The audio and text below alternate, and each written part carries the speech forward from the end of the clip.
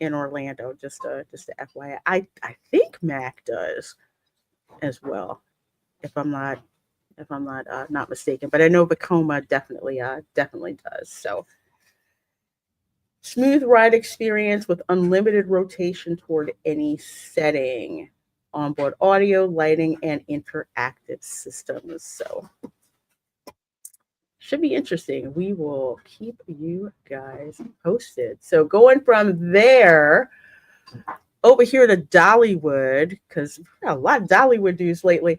Dollywood's 2026 ride revealed. This is coming from Attractions Magazine. Night Flight Expedition Coaster slash Whitewater Hybrid.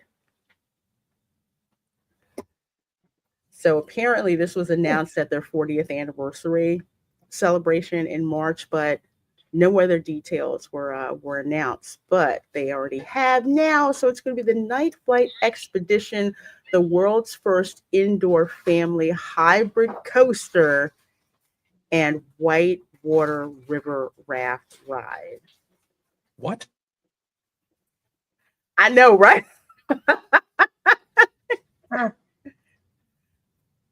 World's first indoor family hybrid coaster and whitewater river raft ride.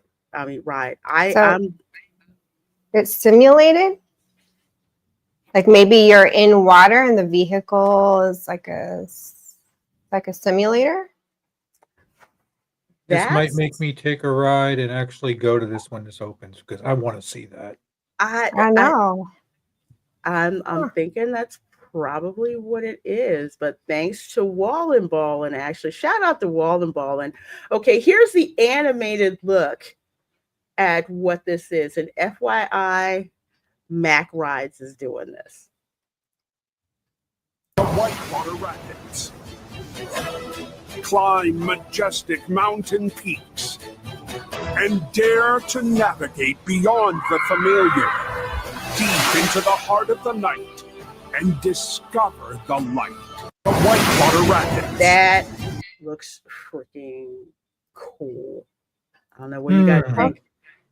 Okay, so it looks like it's just an indoor river rapids ride, but you're in a boat and not in a round raft. Mm-hmm. Huh. That looks like fun.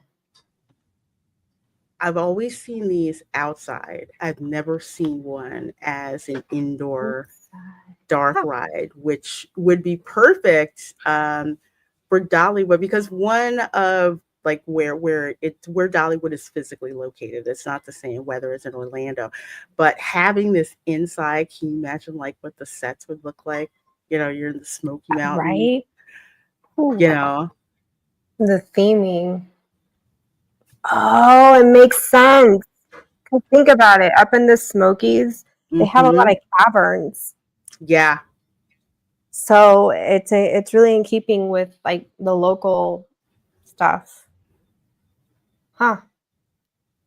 That's what I love this. It makes me excited for just like what the scenery is gonna look like with the indoor, and you're in an indoor, river ride. It's not slow like the Pirates of the Caribbean track boat ride. Not like that. This looks amazing. I've never seen anything like this. I'm excited for a ride like that. It's like, thrilling, but like, and almost anyone could ride it, Yeah, and that's the thing, especially one, of course, with Mac coasters, and two, like at Dollywood, because it's such an emphasis on family friendly attractions.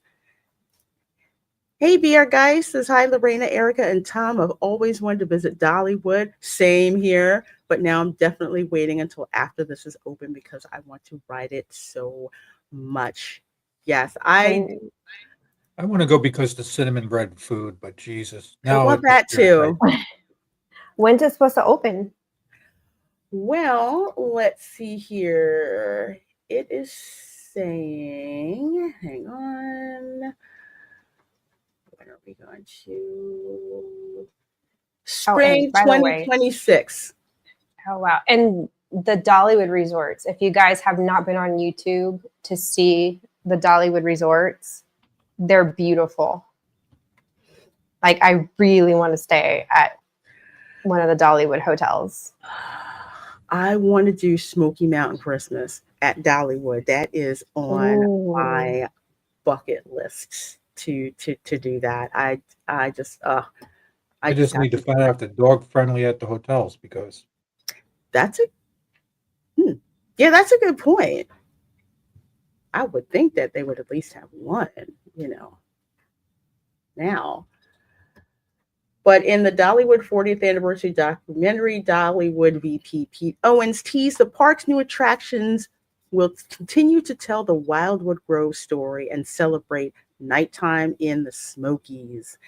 And at a cost of more than $50 million, Night Flight Expedition is not just a new ride, but the most significant attraction investment in the history of Dollywood parks and resorts. 5.5-minute experience aboard custom designed amphibious vehicles. Riders will embark on 4 distinct adventures, soar over the Smoky Mountains, plunge into Whitewater Rapids, climb a mountain range, and explore a bioluminescent lake, each offering a unique experience. Wow. That is, Jeez. I would Got love the butterflies, which is the motif of the park, is butterflies. That's so Mhm. pretty. Would this count as a near thrill ride?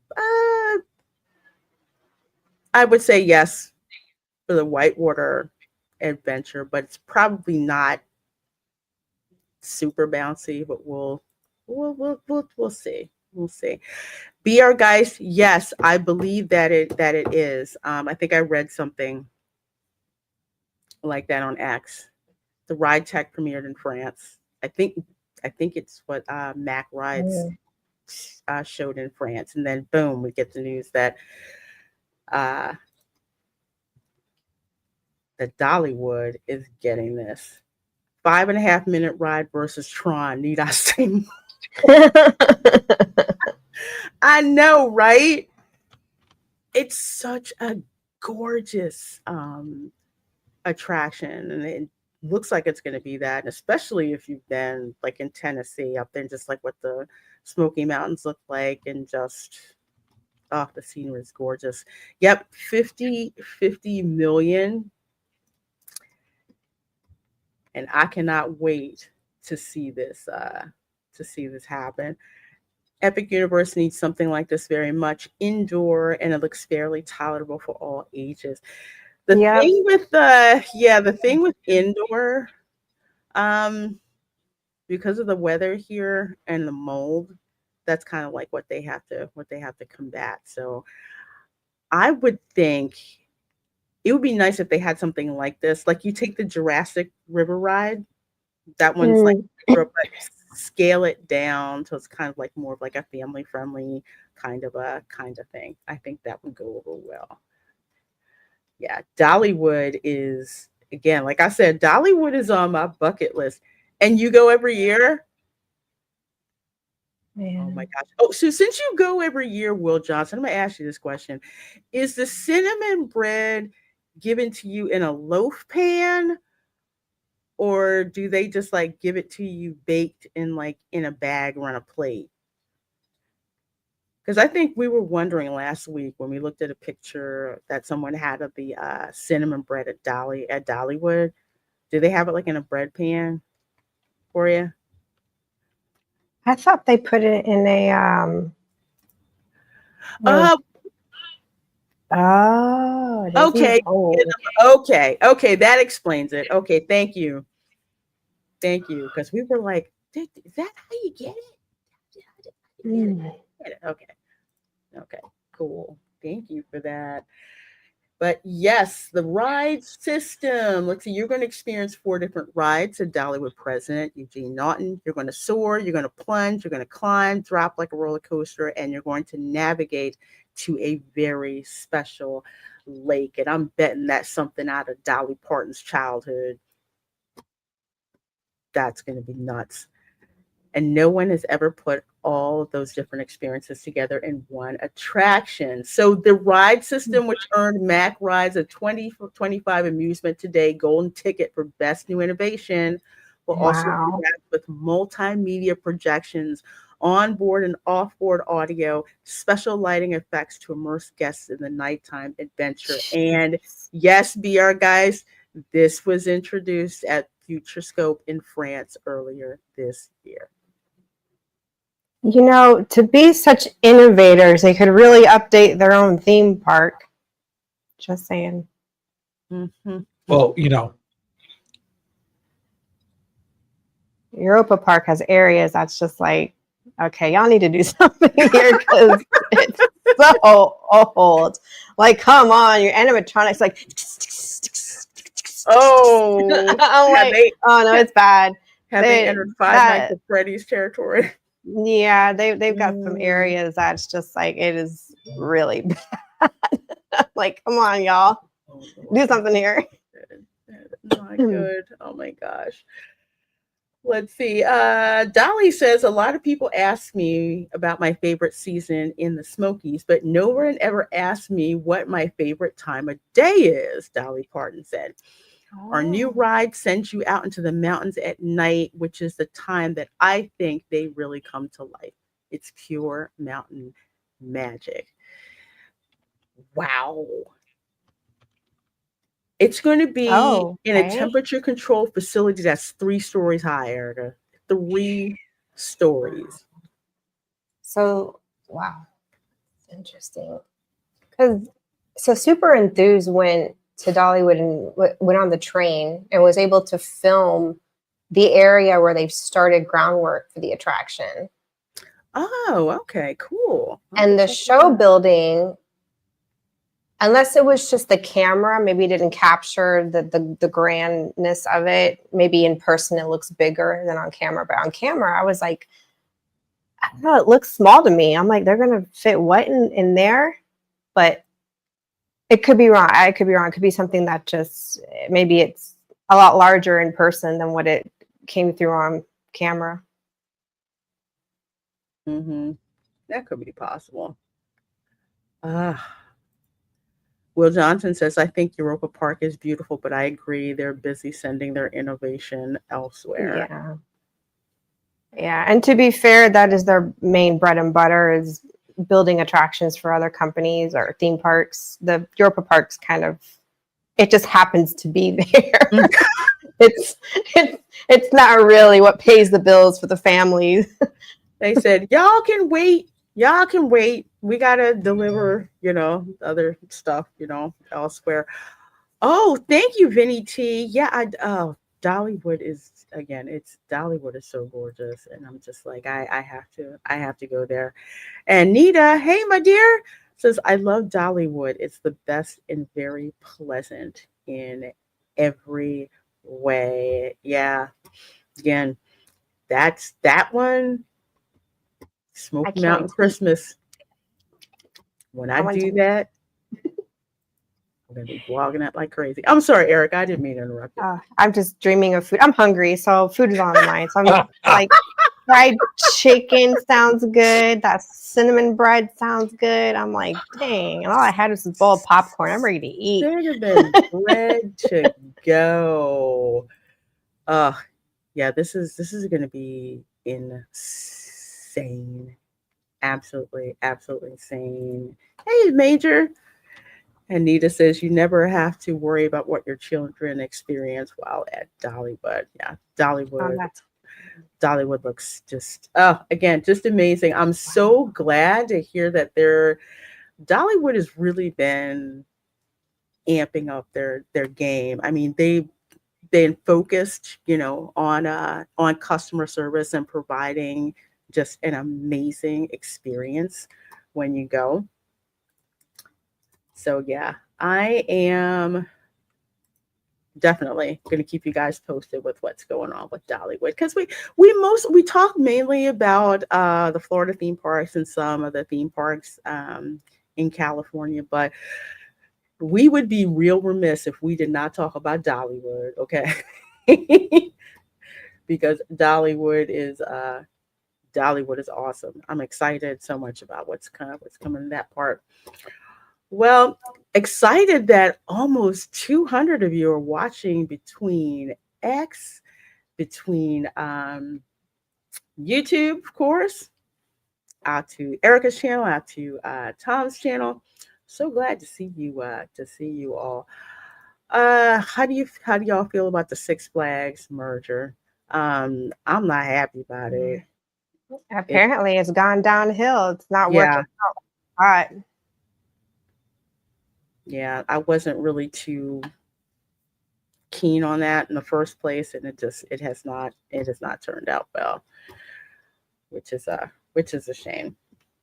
Which is a shame. But speaking of things that are a shame, and again, welcome to like over 200 of you guys watching. This is a very delicate subject. There's different nuances to this subject. So as we talk about it, please do keep in mind it's a very human tragedy in the end. A family has lost, a son, a brother, a partner, and it's a very sad story. But also keep in mind that there are warnings and signage about thrill rides that are not there just to be there. They are there for a reason. So to get started, this is coming from Marvin Montanaro over on That Park Place. Hey Marvin, how you doing? Guest dies after riding Stardust Racers at Universal Orlando's Epic Universe. Cause of death ruled accidental. Now, since I live in the area, I've watched this particular coaster get built. I've seen a lot of after hours testing. I mean, this thing was like testing on the regular before team members could actually get on it. When Tom and I and Linda visited Epic Universe, they had this attraction running, and to say it's intense is an understatement, but the intensity of this coaster is what was the attraction in the first place, because we had dueling dragons over at Islands of Adventure. I rode that, and I freaking love dueling dragons. So they brought it and, let's say, upped it by a factor of 10 with Stardust Racers. With the preview, you saw like how fast it went, the inversions and everything that it went through.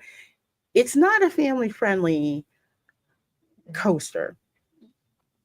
And that's okay, because there's coasters for everyone, but this one is specifically a thrill ride type of coaster, and the visuals are stunning. How it shows up at night, even if you weren't watching it, you could just, the one place where you see where the trains come off of the loading area and they come down and they cross, and then literally you can hear how intense the launch is, which is funny because both of them have the flux capacitor in the in the back train, so you can see it. So it looks like they're taking off to go back to the future, and it's an insane attraction. The only reason that I didn't get a chance to ride it is because I ran out of time when I was at the park. I know Tom was like, no, not for me. Nope. Don't get me wrong. If my neck wasn't the way it was, I'd get on it in a second. Right. And it's like knowing, okay, it's like I have a certain limitation, that I can't really go on this, go on this attraction. Some people can't fit into the way that the overhead restraint is. Some people can't fit into that, so they can't ride it due to body restrictions. But when you walk up to that, and we did, and it puts all the verbiage on there of how intense that attraction is, and people who should not ride, weak back, weak neck, heart conditions, physical limitations, spinal issues, they make it very plain who should not be advised to ride this attraction. And should you decide to ride it, it is at your own risk. Disney has the same kind of verbiage on a lot of their attractions as well. Do you guys remember when Mission Space first opened? Do you guys remember that? Not too long after it first opened. Because when it opened, I was excited to ride it because that's what I wanted to do, to go on Mission Space. This was when it was purely the Vomit Comet ride. They didn't have like the Green Mission. Yeah. I remember that now. Remember that? They were like, Yeah, yes, and powered by HP. All right. It's like space flight. I'm like, cool, let's go and do it. But not too long after that attraction was open, unfortunately, a young boy died on the attraction. And it turns out that the boy had like a undiagnosed heart condition. So I think they wound up suing Disney, but it got settled, out of court, because they make it very plain who should not ride this particular attraction. And it's not something that they just pulled out of their backside. Okay. Because somebody like me, who's an engineer, okay, when we have to take all of these physics courses, mechanical engineering, fluid dynamics, all of that stuff, there are so many physics problems that I had to do that related to coasters, G's that are produced, speed, velocity, all of that stuff. And some of those G's are very, very, strong to, like, if you try to pull against them, you could possibly snap your neck sometimes or severely injure, your neck. So they're not making this, they're not putting that out there for their health. Yes, it is a legal thing, but at the same time, you are advised of the risk of riding this particular attraction. It's like when you go to a gym, okay? They're saying you exercise at your own risk. And unfortunately, how many people go to a gym and, they unfortunately pass away. So we'll just read this a little bit here. On Wednesday night, September 17th, a tragedy struck Universal Orlando's new Epic Universe theme park when a guest was found unresponsive after riding the park's signature Stardust Racers roller coaster. The man was transported to a local hospital where he was later pronounced dead. On Thursday, the Orange County Sheriff's Office identified the deceased as 32-year-old Kevin Rodriguez Zavala. So much condolences to the Zavala family. This is really extremely heartbreaking. Dr. Joshua Stephanie, the chief medical examiner for the Orlando area, confirmed an autopsy was conducted. Any death that is suspicious, they have to do an autopsy on by law. So the cause of death was determined to be multiple blunt impact injuries, and the manner of death was ruled an accident. So when they talk about multiple blunt impact injuries, and I know I've heard some people talk like, oh, they got hit by something. No. Blunt force trauma is when an object hits you. Someone uses an object to hit you. Impact is you hitting that particular object. Picture you hit your brakes in your car and you hit your dashboard. Yes, that's exactly it. And unfortunately, this guy, he wound up passing out in the attraction. When you do that, you can't stop yourself from getting hit. Exactly. It's like, unfortunately, they say that when people are drinking and they get into an accident, they're more pliable because they're flopping around. But on something like that you're going to hit things multiple times and you can't stop yourself from doing it, and you already have an injury that can limit what you can do, that's a bad thing. Mm-hmm. Because how many times have you seen, was it the slingshot, I think? Or seen videos of people on this slingshot ride and they're like screaming and all of a sudden they pass out and they're just kind of running. Yeah. When you Mhm. pass out, you have no control over what you're doing. You're at the mercy of whatever vehicle that you're in, unfortunately. But Stephanie's statement did not provide details about where the injuries occurred on the body or how exactly they were sustained. Of course not, because that is detailed in the coroner's report, which is, They don't need to release that. yeah, they really don't. It's bad enough what happened. They don't need to release that. No, no. Only thing that they need to release to the press is cause of death. That's it. Not the exact place on the body that things happened, because have you guys ever gone to an autopsy? I Our mean, no, daughter but I used used to to do them watch. for a living. Yeah. Yeah, our daughter was a medical examiner. I got to do that for AP bio class. We went to the Philadelphia medical examiner's office, which is one of the coolest field trips I've ever. I know. This is Lorena's weird. morbid side. I know. I kind of weird. But at one time, I wanted to be a Wait, kind homicide of? detective. Yeah, I know. Understand. But at one time, I wanted to be a homicide detective, which meant I was going to have to watch or deal with a lot of medical examiners, and I bodies was with going to toe college tags. for crime scene investigation, so yeah.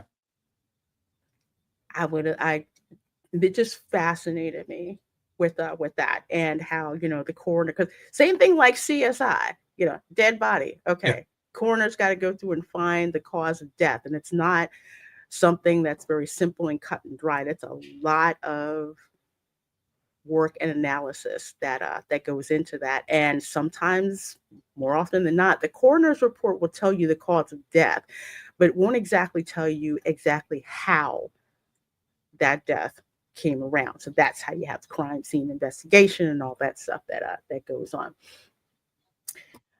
So let's see. The findings immediately prompted questions from the industry experts. Of course, experts, pundits, you're always going to have that happen. Dennis Spiegel, CEO of the International Theme Park Services, called the autopsy's conclusion pretty shocking.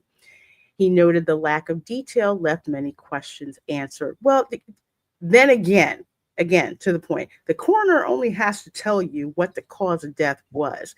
They're not going to release the entire report that shows, at least not now anyway, the report that shows you where on the body certain things happened, everything down to what it was that they ate for their last meal. They're not going to release that to you right away, because there's another investigation that has to go on. So you're not going to get that.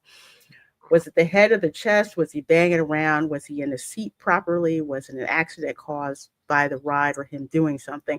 That's something that has to be investigated. You're not going to get that the day after it happens, not even possibly the week after, that happens. So just to kind of remind folks, unlike CSI, you do not get all the answers for this in 55 minutes. No, and the real CSI stuff takes a lot longer than everybody thinks. Yeah.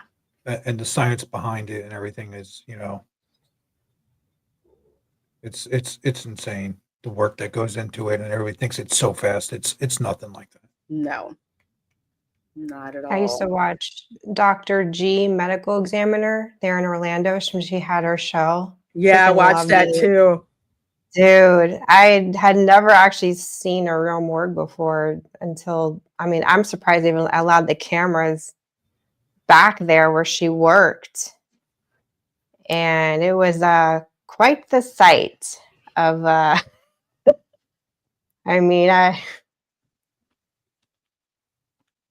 if you wanted to theme something for Halloween and you wanted inspiration out of the real thing, you could get some serious inspiration. Like, it was, you gotta have that as a calling, and you gotta have a special stomach for that line of work. You do. Yep. You have to have the stomach for it. You also have to have the state of mind where the dead have secrets for what happened to them. Yeah. And you have to have that drive and that desire to find out what it is that the dead body is trying to tell you. You know, it's you can't, you have to be someone who pays so much attention to detail that it is absolutely insane. And the freezer section is pretty cool too. I know, that was crazy. People like in the movies, they make it look like you're in this bed like vault, and which I'm sure I know that exists too. But there are other ways of them, uh, you know, putting bodies in a freezer, and I had never. It really, I mean, it wasn't even startling. It was fascinating, and that scene on that one episode is just seared in me because I had never seen anything like it. I mean, you've got bodies in like clear bags, and they're just hanging on like racks, and it's just crazy. I mean, they had a lot of it blurred out, but you knew what you were looking at, despite the show blurring, faces and body parts out. And she's walking in there like, it's just another day of the office, and yeah. These are the ones over here I got to catch up on. They're behind, like paperwork. Like she's behind on paperwork, and then they had another section of all the Jane Does and the John Does, the unidentified. Yeah, it was I was like, well, Orlando's busy. I will say that. Yeah, our daughter was up in Newark, so very busy with a bunch of stuff like that. Yeah. Yeah, my AP bio teacher said, he said the city of Philadelphia never disappoints us. And sure enough, while we were there, they wheeled in a couple of other bodies too. Like, oh, let's look at what happened to this person. I'm like, yeah, let's see what happened. But yeah, it's really something else. And something else that I remember from Dr. G's show was, unfortunately, she had to do an autopsy of someone who their family flew to Orlando for vacation, and one of the family members was unresponsive on the plane. So she actually got a call from the police saying, they were unresponsive on the plane, and this person died. And that's, she was getting ready to receive that particular body to do an autopsy on. It was very sobering, which reminded me, even though you're on vacation, tragedy doesn't, it doesn't discriminate. Yeah, exactly. So Spiegel's remarks highlight the uncertainty surrounding the tragedy and the critical role of the ongoing investigation by the Orange County Sheriff's Office. Yes, they do have to do that. They've got, their CSI folks that are out there. And I think they concluded that on-site investigation already. But of course, Universal Orlando has issued multiple statements. Disney has done this too, when there's been tragedies on their attractions. So Universal is cooperating with the Orange County Sheriff's Office following a tragic event involving a guest at Epic Universe on Wednesday night. I wonder why it's Orange County Sheriff and not... Never mind. I know the reason. I was like, why isn't it OPD? I could tell you why. Yeah, Why is that? It's the park is done by Orange County Sheriffs. It's always running the sheriff because it's considered private property. Okay, because I've seen OPD. Yeah, they're there, but the sheriffs usually handle Universal. stuff like this. Okay. So the guest became unresponsive after riding Stardust Racers and was transported to the hospital, where the guest later died. So they did not die on Universal property. They died at the hospital. If they had died at Universal property, they would have been pronounced at the scene. Yep. So that's the difference. So let's see. We are devastated by this event and extend our sincerest sympathies to the guests' loved ones. We are fully committed to cooperating with this ongoing investigation. The attraction remains closed. I believe it's still closed today, if I'm not if I'm not mistaken. I haven't heard anything about it opening. So following the release of the autopsy results, Universal said it could not comment further due to the active investigation, which is basically the lawyers say, shut up until the people who are tasked with this get done with their particular work. So that's what they're going to get. So this is what Stardust Racers looks like. Breathtaking dual launch coaster reaching incredible speeds of up to 62 miles per hour. And there's a crisscross and an inverted maneuver called the Celestial Spin. And Erica, correct me if I'm wrong, but didn't Mac have to slow down Mm-hmm.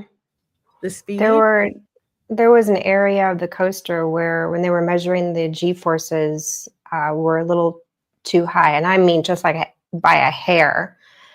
So they had to figure out a way to slow down the coaster in that particular area. So they installed like a braking system where it slows the train down. So when it reaches that area, it's at the G-force that it's supposed to be at by law, because coaster manufacturers have to abide by I forgot the name of the agency, but there is an agency OSHA? that all attractions, not OSHA, it's another one, or it might be OSHA. I thought it was a different one, but they have to abide by, like, you can only go so fast and G-forces can only go so. I mean, there are parameters with coaster companies, but at the same time, it's not stopping them really from really pushing the envelope on, you know, how far they can go with the thrills. And I still take issue with being strapped in from the waist down. I think at some point it's going to be a volcano that's going to erupt in the industry. And one day I feel like I'm going to say, I told you so. Oh, this isn't an over. This is a waist down restraint, not an over the head restraint. Yeah, you're only, so there is, you do have a thing that comes over you, but you are physically only restrained from the waist down. That's one of the reasons I didn't ride it. I get you. So just because you have something that comes over you like this doesn't mean that you're restrained from the shoulders and you're locked into the seat from the shoulders, like your back all the way down to your feet. So when you're on an attraction like this, and Intamin's another one I take issue with, because they tend to build their coasters the same way, except Intamin trains are known for just the lap part that comes like this. Right. And but it's the same thing. It's just a different version of it. It's all it is. And it could be that one company's got a patent on one style and the other one has a patent on theirs, and Lord forbid they copy each other. Yeah, because if I remember, sorry, go ahead, Erica. Oh no, yeah. I just go on tangents on stuff like this because I feel like if you're going, and it's not even so much the speed, it's the force, because Kumba maxes out at like 55 miles an hour, but it has areas where it's got the strongest G-forces in the industry, and that's a really old coaster. So you can't go by just, oh, well, this is going 74 miles an hour, like out here with Terran, which is an Intamin coaster, versus Mac right here. This coaster goes at 62 miles an hour at its peak, but it's not about the speed. It's about the force, and you're getting the forces with the twists and turns. And your body can only take so much gravitational pull, whether it's on the plus G or the 0 Gs. And we're only accustomed to what we're on the ground. And every body's body is different. So this is where on a coaster, for example, when they have the height restrictions, it's about body maturity. If you have a person that has dwarfism, even though they're shorter than what the park says is allowable, most of the time they will let them ride because they have the body maturity. They're an adult, they're fully grown, versus a child that doesn't meet the height requirement because they haven't reached enough body maturity to technically be able to handle the forces of that attraction. But even then, parents have to assess, your child better than anybody. Can my kid handle this? And I don't mean emotionally or psychologically. I mean, like, we're talking you're physiologically speaking, going back. And the thing is a lot of this stuff isn't even out there for the public to know. All they have is the signage, but it's not like you're getting as huge explanation as to why the rules are there, like an in-depth understanding of what the human body can take and maybe can't take depending on the person. So I have very much been against these companies imitating the free fall, because that's what they're imitating on these newer designs. And Intamin started the whole freaking thing with I want to go back to not Cheetah Hunt, because Cheetah Hunt, you're strapped from the shoulders. And I'm surprised they haven't changed out the trains on that one. It could be cost, but I'm really surprised they haven't upgraded to the lap system. But when you're free falling, and you're only strapped from the waist down, you can't predict what your body's going to do. And depending on the force, depends if you're going to be thrusted back or thrusted this way or that way. And then you've got, like my sister pointed out, because she did technical writing for Disney, and Rock and Roller Coaster was one of the manuals that she worked on. And she's like, you'd really be surprised what people do in a panic and out of excitement on coasters. She's like, you'd be surprised that people mid flying around will try to get out because they're just in total panic mode and they don't know what else to do, which is dangerous to them. Or they're so excited and apparently the thrill isn't enough for what the manufacturer put into it, that they have to do stupid things and, or my they're gosh, leaning over on purpose. And Because that's they want more of the thrill, and then they wonder, and then that presents an issue, a safety issue for the guest. And there's a reason why when you sit in the train, they tell you how to position your body when you're in the train. Your shoulders back, your head back. If you even look at how trains are designed, the seats, if the back goes higher than your head, then it's meant for you to make sure your head is completely back. right. And keep your body back. But then you're at the mercy of the G-forces. Can your chest cavity handle it? And that's another issue, because we're not fully grown technically until we're in our mid-20s. So you get someone in there with underlying medical conditions, whether they're aware of it or not, can your chest cavity take it? Or maybe there's weight issues. I mean, there's just so many factors, and I really wish they would get a hold of it. I will not ride a coaster. I don't care how fabulous it is. I value my life. Thank you. Life is fragile enough, and I don't like what they're doing. If you want the free fall experience, just sign up for skydiving. Just go do that, and why is it these manufacturers feel the need to have to create that feeling on a roller coaster? It should be mandatory. You're strapped in from the shoulder all the way down to your feet to ensure that at least your back and your spine are somewhat in the seat, secured. And you have something else to hang on to. Like for me, I have to hang like this. I can't just hang on to something in front of me. I still feel like I'm going to flip out of the seat. And I don't like that feeling like I'm going to flip out of it by being harnessed from the waist down. So if I'm not secured up here to hang on, to really grip my body into the seat and get my back like on Montu, I can do that. And on Kumba, I can do that. I can't do that on an Intamin coaster, at least not the newer ones that they've been building since they built Cheetah Hunt, the newer ones post Cheetah Hunt. And anyway, so this is just my biggest rant on No, No, then there's and that's understandable ramp. because because you have these, there's a difference between your family coaster and your thrill Mega coaster, coasters. which are made for thrill seekers, of which I'm one of those crazy people who will actually do that. I'm like, yes, please recreate what it's like to take off in an F-22. That's what I want to, that's what I want to Oof, try. mm-mm. But that's the difference. There's the family coasters, but once you get into this area of thrill coasters, and I'm glad you brought up about pressure points, because some of them with the restraints that come over but are meant to keep you in a certain position at a certain pressure point, whether it's from the waist up or over the shoulder, or like with Intamin Velocicoaster, which I think goes 72 miles per hour, I Yeah. believe, with what that one does.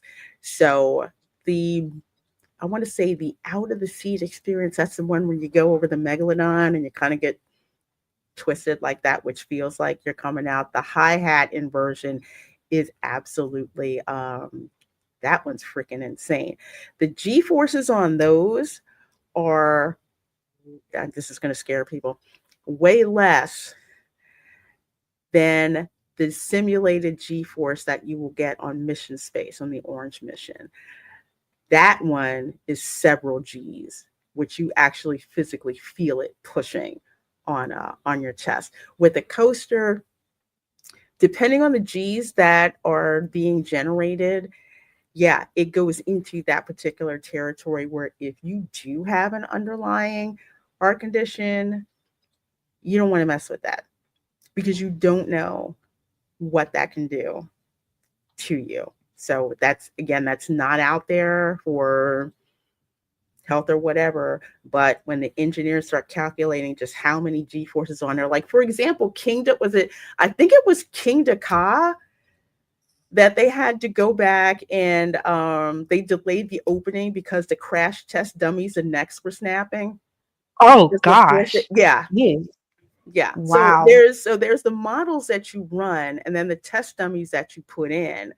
And if it's like, okay, so something's wrong here, we have to, we have to change it out. But either way, that's what they calculate. That's there. So again, when you have stupid people, and Erica's absolutely right, because I've never done this, stupid people who want to wave their arms up and around, when you've got, a G-force that could possibly snap your arm off, or people who want to pull their head up and look around and next thing you know, it's that way. As someone who's done a whole heck of a lot of physics, that freaks me out when people do that, because I know what's going on that they can't see. Anytime I see a coaster, all I freaking see is I see is equations like in CSI when you see all that stuff going on.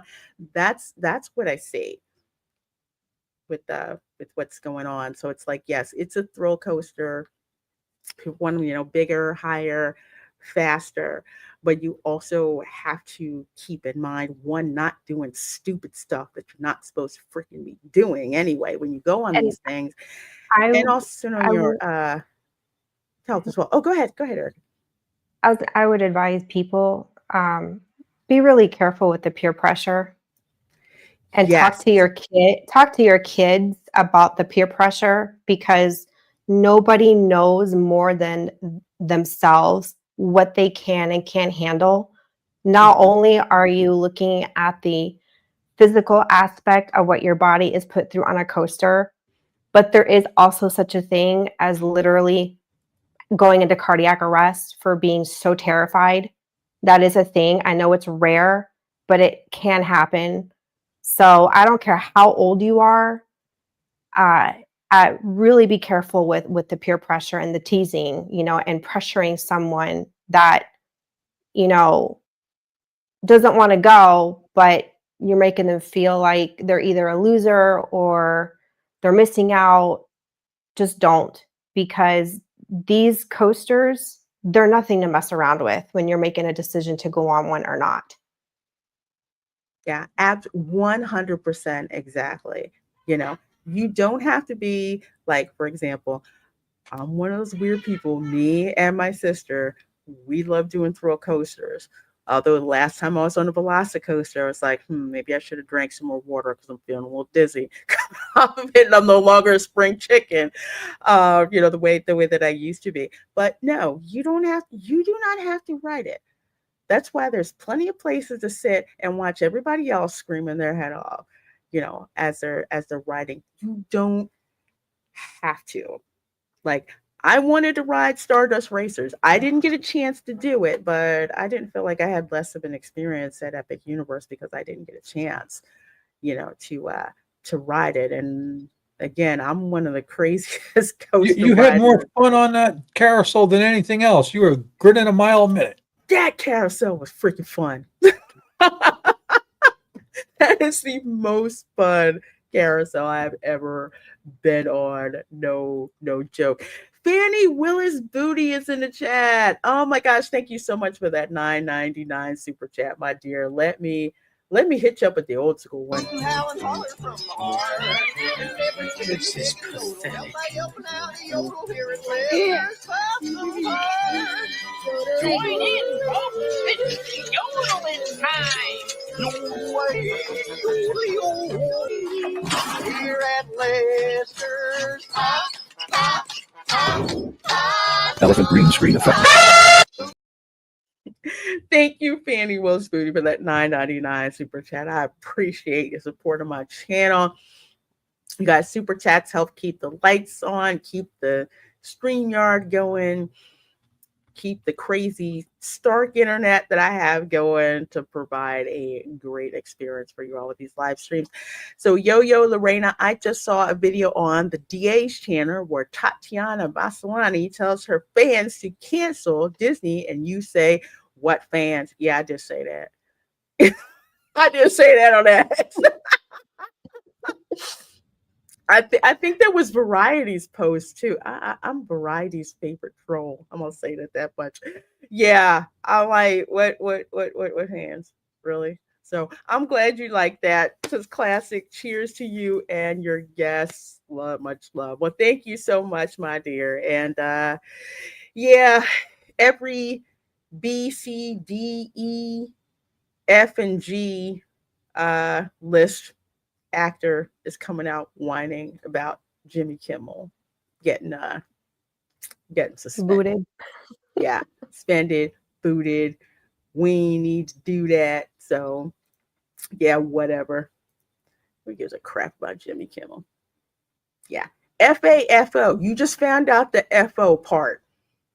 Just saying. We're going to talk about that more on Tuesday, because there's a reason all of these celebrities used to be a celebrity, want to be a celebrity in their own mind is coming out because of Jimmy Kimmel. Even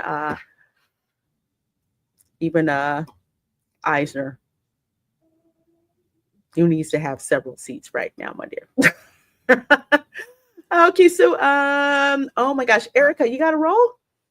Yeah, I gotta Okay, get some work done around here while there's still daylight. No, And I can start worries. decorating once all the deep cleaning is done. And yes, I will be videoing our decorating.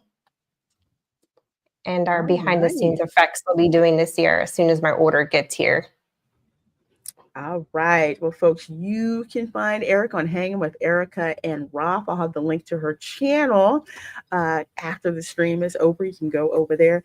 Make sure that you're subscribed to her channel, because I can't wait for her Halloween decoration videos to come out. I'm telling you, I can't wait. I cannot wait. All right, my dear, you take care. Good seeing you.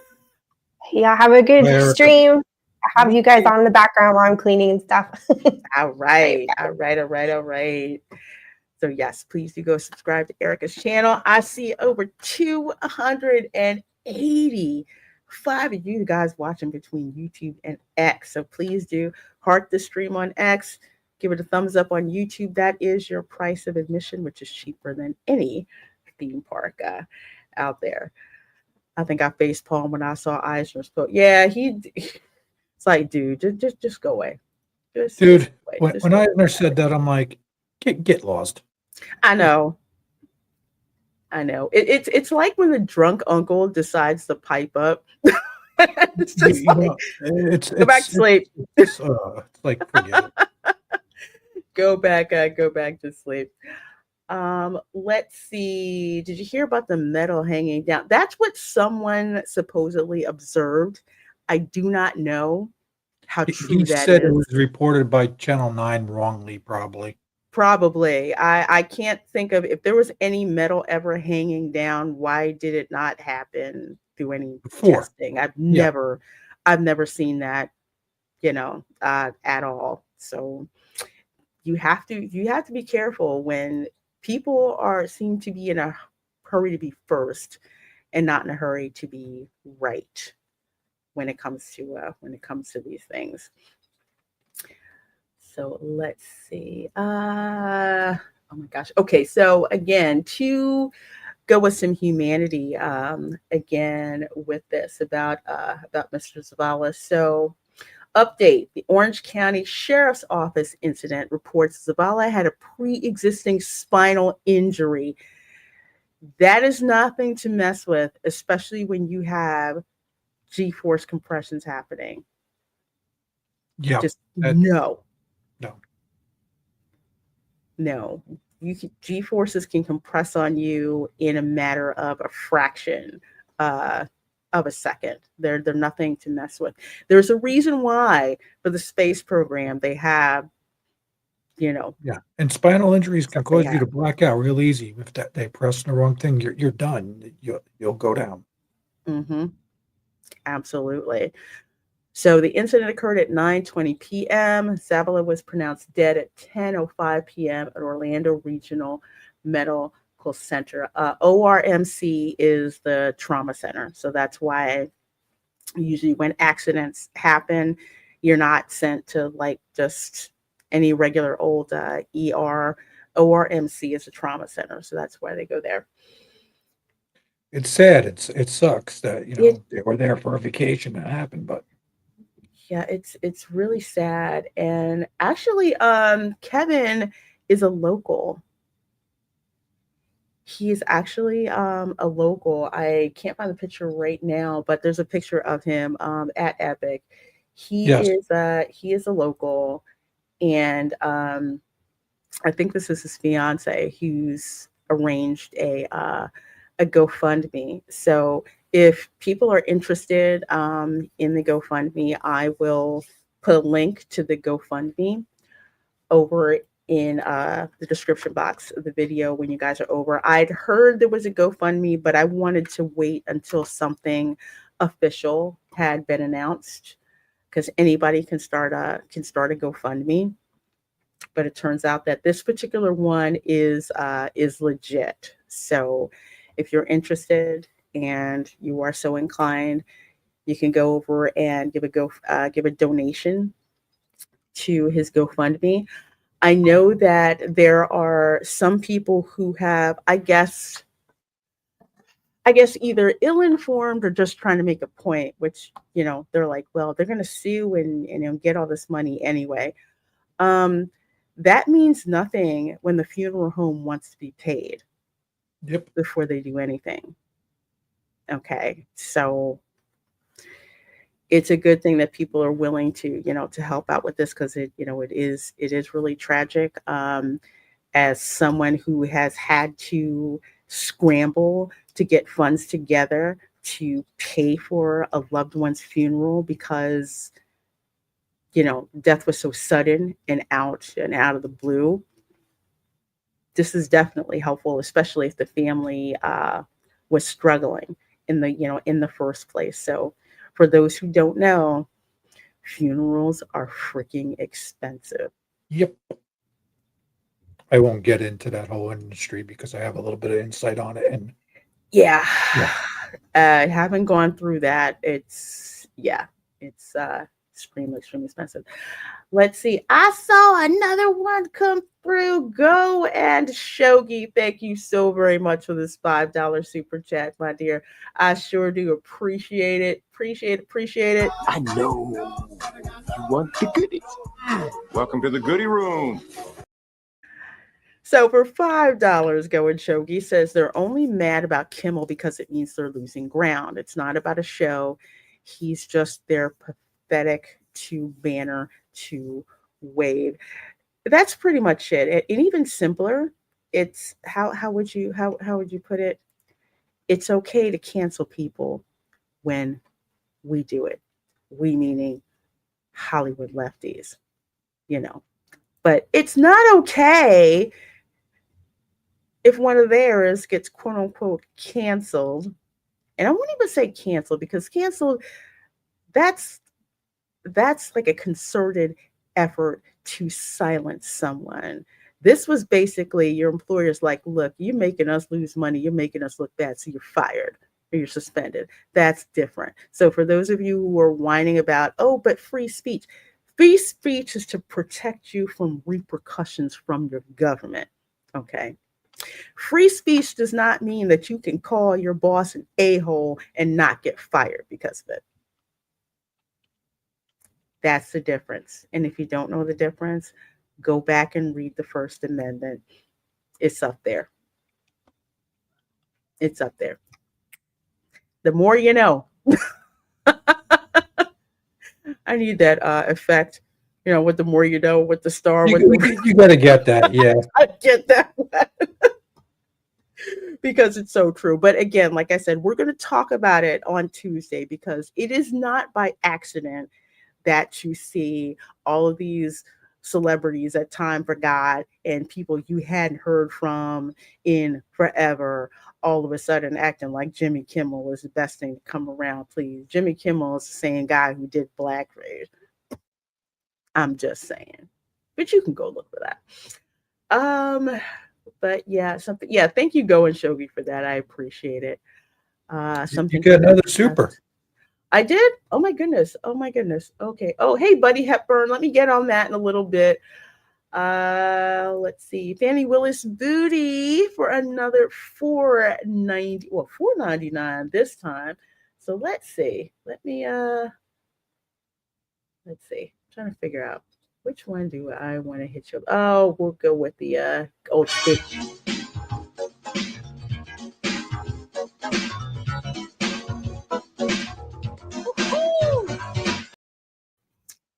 Just thanks for being so caring, Lorena. That's why I rock with you. Well, you are very welcome. I don't really talk about it much on the show, but I think that it's germane to the situation. My mother, unfortunately, was the victim of medical malpractice. So I know what it's like when you see a loved one, just do whatever they do, their daily thing. And then the next thing you get a call from the hospital basically saying that your relative is brain dead. There's nothing that prepares you to have that happen. So people can argue about, oh, what's this detail and they didn't do this and what's Universal going to do and X, Y, and Z. All of that is noise because right now you have a person who was a son, a brother, an uncle, a fiance, a boyfriend who is no longer with the family. And the family has to scramble to figure out what to do when it comes to making his final arrangements. So it's great to spitball all this stuff, but at the crux of this, remember, it's a very, very human tragedy, and people are trying to handle this and deal with it as much as they possibly can. So, yes, he was. Thank you, Fannis Booty. Who said? And I saw that too, going by Avatar. Buddy Hepburn says updated report says he was in a wheelchair and had ridden the ride earlier, so it may be a compound issue. Yeah, he was in a wheelchair, and there's a picture of Kevin. He's in a wheelchair, and he's over in Super Nintendo World, and the one where you can punch the little boxes and everything. So there's a picture of him doing that, and he looks so happy. He looks absolutely happy. It's just, unfortunately, took a gamble, and this is what happened. But he was obviously at a place that he really loved and enjoying. So yeah, just keep in mind when you do talk about it that there is a very, very human person, human tragedy, and human story behind that. Sorry to hear that, Lorena Creole. Oh, thank you. It's I don't talk about it. I don't talk about it very much. But whenever I hear stories like this, super tragic stories, like this, it really hits me. So that's why I kind of try to inject some humanity, because sometimes in this theme park space, okay, more often than not, we can be kind of direct with Yeah. what we're talking about. Not to be jerks, but sometimes yes, we can be. But we're spitballing, we're throwing this stuff around. Um, you know, it's like sports fans, you're always talking crap about the other team until somebody gets hit and they're not getting up, and then everybody's concerned. Yeah, it's something up. Yeah, yeah, yeah. It was not something that I expected to happen. Although I will say, not that it was good news, but I was able to help somebody else. A friend of mine who I'd gone to high school with, and my mom was actually babysat her daughter at one time. That daughter went to go get, I think, an operation on her tonsils, and she went into cardiac arrest. This was like a 17-year-old girl, and the hospitals weren't talking to her or anything. And her cousin, who I worked with, came and told me what happened. And the first thing that I did was I told him, I said, you need to get a hold of this particular attorney, which is what we had, because they're not telling you anything. I said, they're not going to tell you anything at all. They're not going to tell you. So I actually went to like sit with the family, because they were absolutely freaking devastated. And I was wondering why I had to go through all that crap. Well, that was the reason why, so I could help somebody else. So yeah, just keep in mind, that it's a very human story. And unfortunately, it's such a tragedy. We go to these parks to enjoy and have a good time, but also keep in mind the limitations that you have. And like Erica was saying, don't let anybody pressure you, Yeah. into doing it. You do not have to go, you know. Unless it's a splash pad and they want to get you wet. There's a different story. Yeah, that's different. But yeah, much condolences and many prayers to Kevin Zavala's family, because Yeah. this is not something that they're going to get over. This is something that they have to get through, and that's going to take a lot of prayers, a lot of patience, a lot of support. Again, if you are so inclined, please do go ahead and donate to his GoFundMe. I'll put the link in the description box of the video. And if you can't donate, you know what?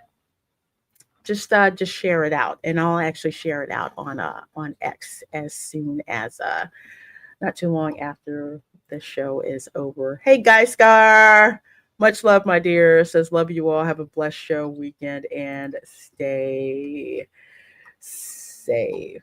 Well, I sure do appreciate that, my dear. Thank you so much for popping on in here. Let's see, 325 of you guys rocking with us. We're going to get through some other theme park news on a happier note. Anybody remember this banger? Well, okay. How come I can't?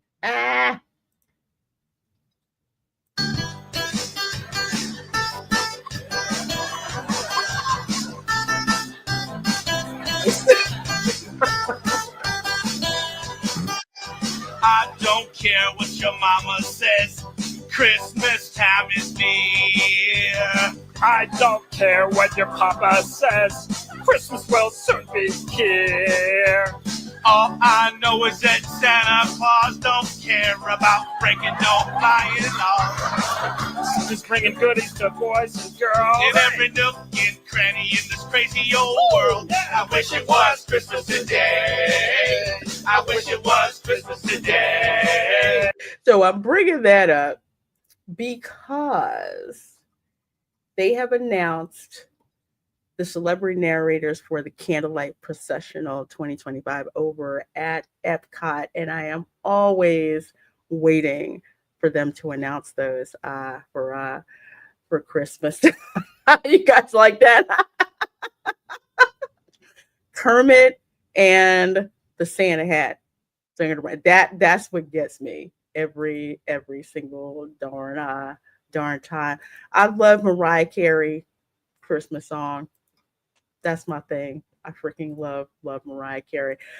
Fanny, thank you so very, very much again for another $4.99 super chat. Oh my gosh, you guys are just so amazing. Here we go. I'll do this one. Who here's a key grip?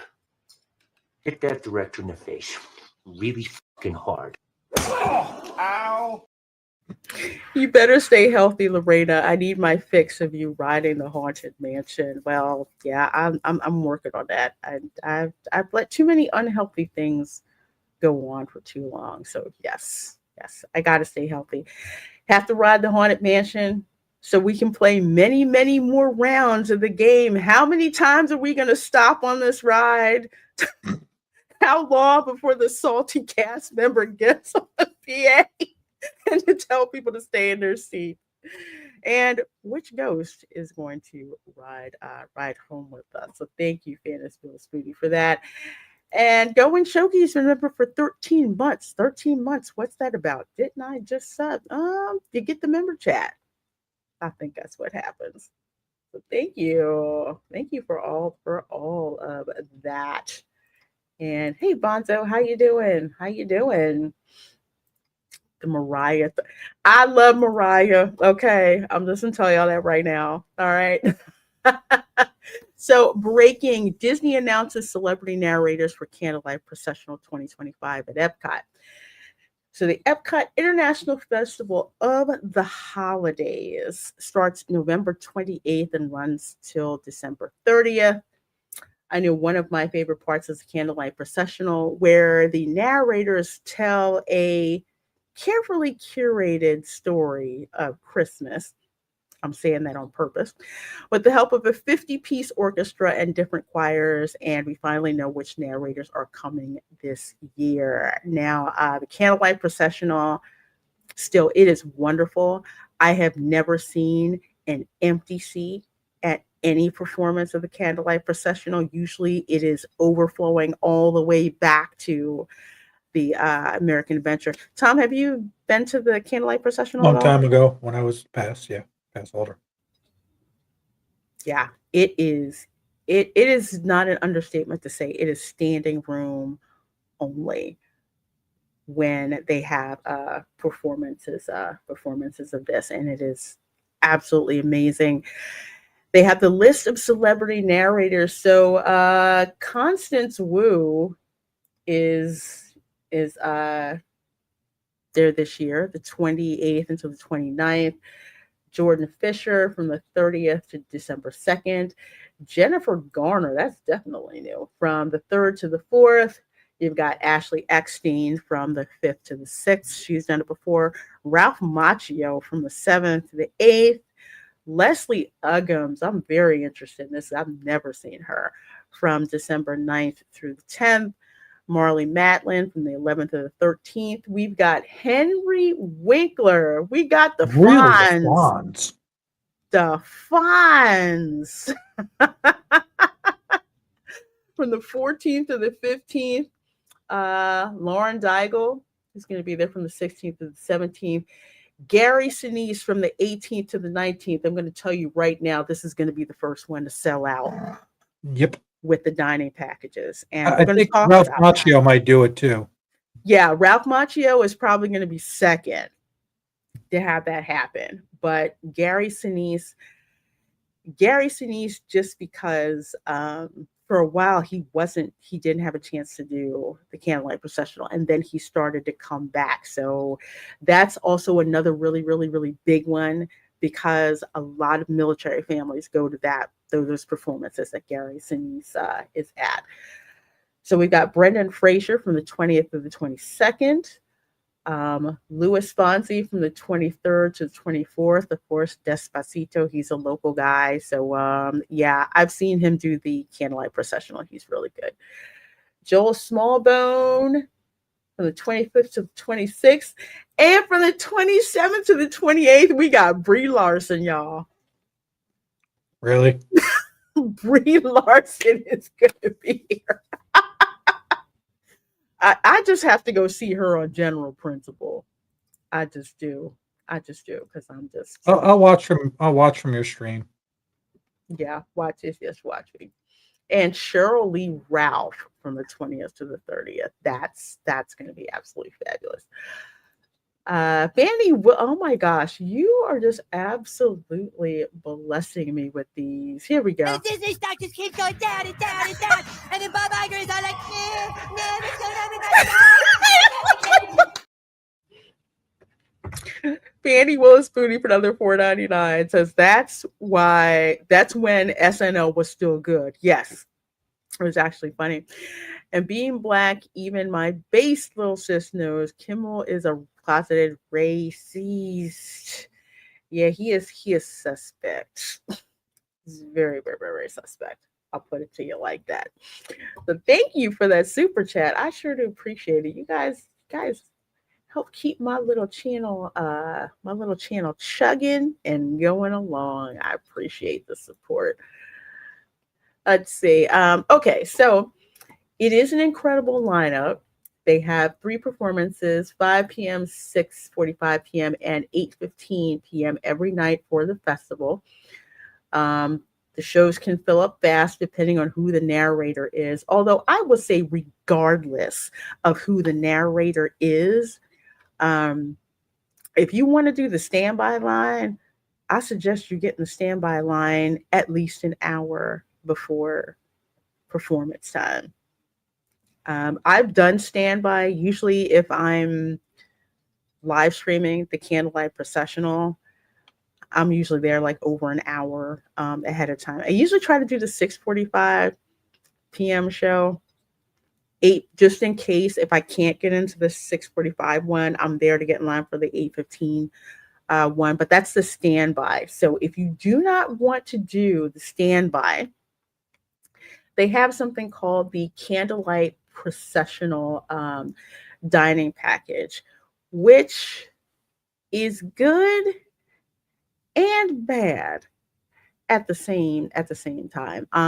Candlelight Processional, that's the only thing where I will say find out, number one, which narrator performance you want to attend if you're going to be in town that day. And number 2, figuring out where you want to eat, because here's where it is. Okay. Excuse me. For the Candlelight Processional dining package, usually they are for very, very early lunch and dinner reservations. And usually for restaurants that aren't usually booked all the way out. Like I do not think Le Cellier is on the list. But this coveted ticket provides guests with a breakfast, lunch, or dinner meal at participating Epcot restaurants and guaranteed seating to the popular Candlelight Processional.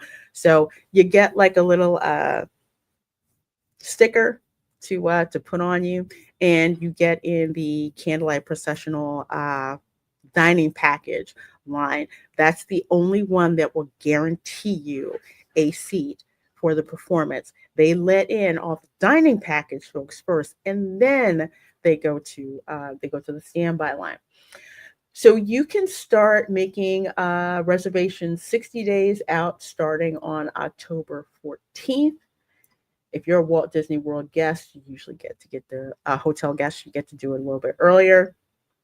You can book through the My Disney Experience app. Now, there are participating restaurants, and I kind of want to go through these a little bit to tell you which ones, in my opinion, are worth the money and which ones you don't want to eat there unless it's your last resort to actually do it. So beer garden, I do like. That is a German buffet. You will actually get a performance. Have you been to a beer garden, Tom? Yeah. Oh yeah. Yeah. Yeah. It's great for Christmas. I mean, you got like a polka band and everything that's there, but for Christmas, they do the Christmas carols and everything. It's They- really nice. Fun. Yeah, it's a lot of fun. You will get seated with, people you don't know, but who cares? You're watching the show. So so the food is actually pretty good.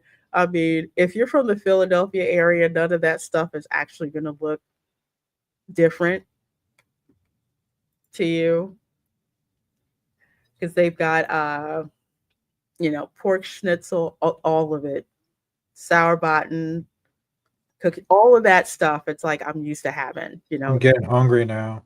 it's so good. It's so good. I love the food in the buffet.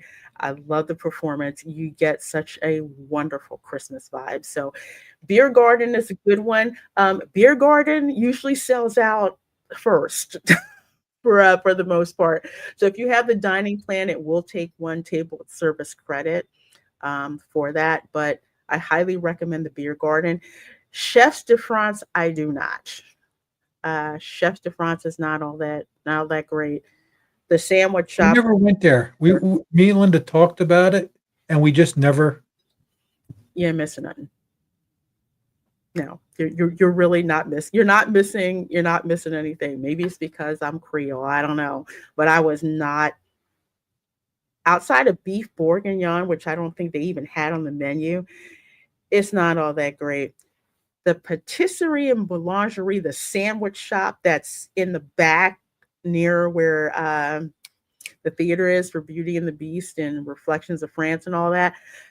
That's where you go. The sandwiches and the desserts there are freaking awesome. Like the croque monsieur, croque madame, egg, ham and egg, Yeah. ham and cheese, the sandwiches and the soups are amazing. That's actually way worth it than Chef de France. I've never been impressed with Chef de France, and I tried it. We did, we did, we tried it. I tried it. Camera girl was not impressed. It was like it just wasn't all that great. Oh, Kit Kat, that is awesome. I would have loved to have heard Dick Van Dyke That would have been cool. there at the Candlelight Processional. Oh my gosh, that's an amazing performance. I love Dick Van Dyke. Oh Lord, watch out for him because he's pushing 100 now and still trying to dance. So love him, love him, love him. Oh, don't get me started on that crepe restaurant, girl and Shogi. That crepe restaurant is horrible. Crepe is crap. Yes, it's a crap crepe. If you go to the Oh, walk-up window, that's the one where you can get the crepes with like the fruit and the whipped cream. That's actually pretty good, but not the crepe restaurant. Crepe restaurant freaking sucks. I'd go to Beer Garden Christmas. I skipped it during my vacation in May, but since I'm not from the Orlando area, I'll definitely check out Frankenmuth, Michigan for Christmas. ooh, Yeah, go to like a German because they have the same thing. Well, Philadelphia they had it too, but especially if you go to like Bethlehem as yeah. well, and they have the Christmas market in Bethlehem. It is freaking amazing. Plus, I've been in Germany during Christmas season. So I absolutely I love it. I go to the Germany Pavilion when I miss Philly. Let's see. Coral Reef Restaurant. Pro says it's better, but that's still on my short list of restaurants to not really go to. You're there for the atmosphere. The seafood seems to be very, very hit or miss. Go for something cheaper. I mean, if you're stuck with it, it is what it is. Garden Grill is pretty okay.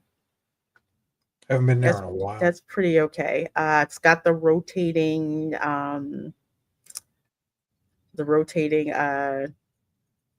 restaurant. Yeah. Also, I think Chip and Dale are there. I haven't heard bad things about Garden Grill. It's good. It's good for what you get. Plus, a lot of the produce that they grow, like there in the land pavilion, they also use at the Garden Grill. So Yeah. And the fish that they're doing there. mhm. I don't know which of the greens are raised on tilapia poop, but Yeah, well, it is what it is. It works. So just so technically you're eating fish, but you're having salad. yeah. Sorry. I'm like, wow, I guess you could use fish fertilizer that way. Kind of interesting. Go through the land attraction, you'll figure that. Oh, speaking of the land attraction, okay, especially if you go to the Garden Grill, okay. Living with the Land has the Christmas holiday overlay. That's the only time during the year where the wait is more than 15 minutes to get on. It can be over an hour to get on. So that's like a nice thing to be able to do before or after, you have a breakfast or lunch or dinner at the Garden Grill, or just in general anyway at Epcot. You don't want to miss that. Le Creperie de Paris. Do not go there. That's the really bad crepe restaurant that Go and Just Shogi do and this I and were walk talking by. about it. Yeah, it is. As someone who's Creole, as someone who's had, first of all, you will have crepes in New Orleans, especially Bananas Foster. Bananas Foster, you have like the caramelized bananas with vanilla, rum. They flambe that sucker at the table at Brennan's. That's delicious. So I know what crepes are supposed to taste like, and that ain't it. Who the heck has a buckwheat crepe? I know. Well, they make them because people don't want sweet, but it has to be done right. Yeah, and it's not exactly. It felt personal. I was so mad. I was so mad. Again, go to the French sandwich shop in the back. Just follow the smell and all the people. You're in the right spot and you go there. I think we should drag Go and Shogi there and just make them eat it, and then we can film it and watch them flip out. We'd have 1 billion views. It's so bad. It's so bad. It's so bad. I just felt my French ancestors being pissed. Like, I dare you eat this. I know, right? Go and Shogi. Crepes are not supposed to look like that. Who wants a daggone buckwheat crepe? Bill says, "Yes, do it, please." Ha ha. Go, you're good. You're going to be subjugated to it, brother. Sorry. It's all in the name of views, man. Come on. Ooh, man, we would be in that restaurant pissed off like Gordon Ramsay. If you've ever seen Gordon Ramsay when he does the undercover investigations and he eats the food and he's just like the dog's breakfast. You have to We'd watch have to have bail money set for Shogi. Yeah, it's like when Gordon Ramsay goes to a soul food restaurant and they don't have the stuff that they're supposed to have in the soul food restaurant. It's like he takes that crap personally because he's so buckwheat crepe. Is that supposed to be like a thin pancake, butter and everything? Well, crepes are like extremely thin pancakes, but they're very, very delicate. They're not as dense as a pancake. They're very flexible, so you can kind of put them with different filling and everything. It's a very light, delicate thing. Pancakes kind of are supposed to basically hit you in the stomach in a good way. Yeah. Crepes do not have the baking powder or loft that pancakes that pancakes have. Yeah, we'd walk in that restaurant pissed off, you know what I'm saying? Hacienda de San Angel. I will recommend that restaurant for real. And here is why. Okay. I'm not a fan of Mexican food. I don't like the restaurant de San Angel that's inside the Mayan pyramid. I don't like it. Then Really? I found out that my family basically we were bougie Spaniards, bougie Mexican Spaniards, and hacienda style food is what I like and what I'm used to. So Hacienda de San Angel, that's where you go. They have got seating where you can actually see the freaking fireworks. Now, depending on if you do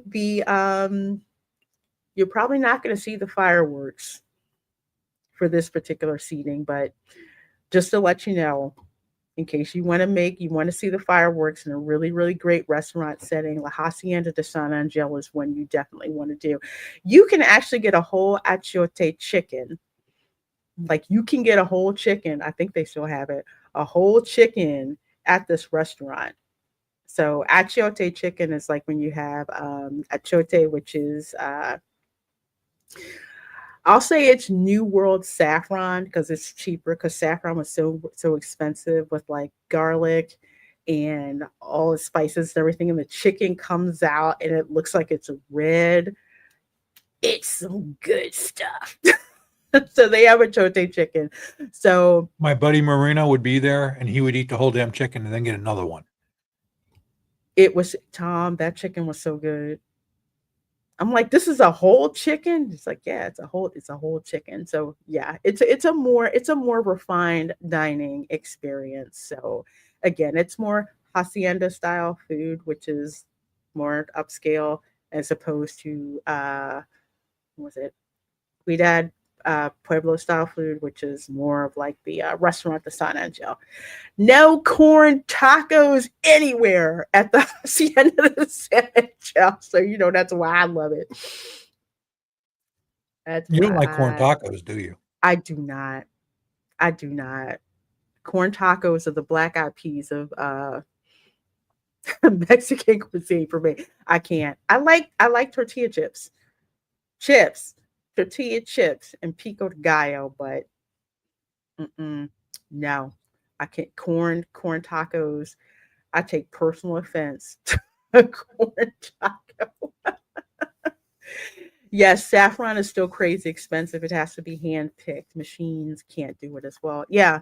So whenever I find saffron at Trader Joe's, I grab it because yeah, it is crazy, crazy expensive. That's what my mom would say. It was saffron was so expensive because first of all, it had to be imported from Spain. So in the New World, found out we can use achote seeds, cook them, or we'll say simmer them in corn oil, and it would have the same effect as saffron. So what I do is I'll make my own achote oil, but I will actually put saffron threads in it as like a finishing touch to it, which makes mine so different, which is why I like it. But yeah, saffron is like gold in cooking. Yes, yes, it is.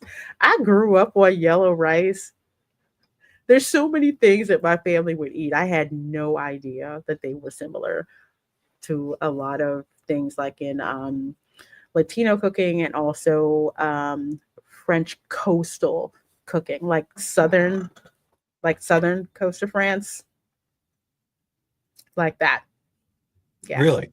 yeah, yeah, yeah. Southern coast of like France, Spain, um, well, even the Philippines too, but mostly coastal. So it's like paella. I've had that before. Um, Bouillabaisse, French bouillabaisse is actually the basis of how you make seafood gumbo because the stock is not from fish. The stock is from shellfish. That's two very, very different things. Somebody makes gumbo from a fish stock, throw that back. Oh, Throw it back. It don't even taste right. So yeah, Hacienda de San Angel, that's a good one. Le Cellier is crazily overpriced. I would not go to Le Cellier. I would take that steak dinner money and go to the Yachtsman Steakhouse at the yacht club or go to Mm. Shula's. Le Cellier is way too overpriced. It used to be a good deal, and it's 2 table service credits. That's the other thing. 2 table service credits if you're on the Disney dining plan. If you're paying out of pocket, it's still expensive. I don't think it's really worth it. Again, it used to be. It's a cozy atmosphere, but no, not for the money that they want. Um, Go and shogi, I would get kicked out of my house. Mm-mm. I have never seen hard boiled eggs in a gumbo ever. I've seen crawfish. Um, Cajuns like to put okra in their gumbo, which no, that's a no no. I don't. I will not. I will not eat gumbo that has okra in it. But that's a Cajun thing because Cajun cuisine is more country. Creole cuisine is more refined, like the French. So with Creole gumbo, we'll use filet powder, which is powdered sassafras root. Yeah, the same thing you use to make root beer. We'll use that as a thickener as opposed to, oh God, slimy okra. Yeah, yeah, no, thick. Yeah. You don't like fried okra? Fried okra, I'll eat. Fried okra and okra and tomatoes because the grease will like soak up the snot and then vinegar and then with the okra and tomatoes, the acidity from the tomatoes, gets rid of the snot on the okra. So yeah, yeah. But regular, just like cooked okra with the slime on it, it's not happening. Why is my sister calling me? I call her back. She knows I'm streaming. Maybe she didn't realize you're live right now. Probably. I'll call you back, Tilly. I promise. I promise. As soon as I get done. Let's see. 9 Dragons. Skip it. Just like Italian food, you can get better Chinese food off property. 9 Dragons. Again, 9 Dragons, and especially Tudo Italia. Oh my God, you definitely don't eat there. It's the whole thing with like here in America, we can get better Italian food and Chinese food at home. It's not Americanized Chinese. Let's put it that way. It's not. I think they've tried to change the menu, but no, no. And I've had like authentic Chinese. Like as much as I can't stand British Columbia, I had some really good authentic Chinese I food used there. to go to Little China, Chinatown in New York City. Yeah. Oh dang, go and shogi, and you right too. Panda Express is better than Nine Dragon. You're not lying. You're really not. I think the misfire that they made with 9 Dragons is that restaurant seems to be more Beijing cuisine than Cantonese. Because here in America, we're mostly used to Cantonese style Chinese cuisine because that's basically what came over. So that's the type of Chinese cuisine that we're used to. But 9 Dragons, yeah, I ate there and your girl was not impressed. I wasn't. I wasn't. So I'm like, skip that. There's a nice little quick service Chinese place that's over there in the China Pavilion. You can go there instead. So 9 Dragons is kind of like a last resort.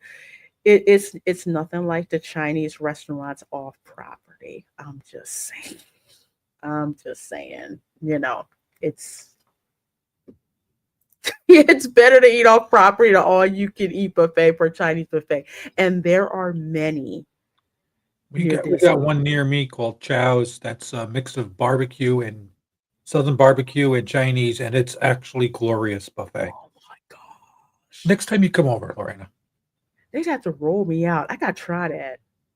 you'd like it, and it's not very expensive either. Oh, that's good.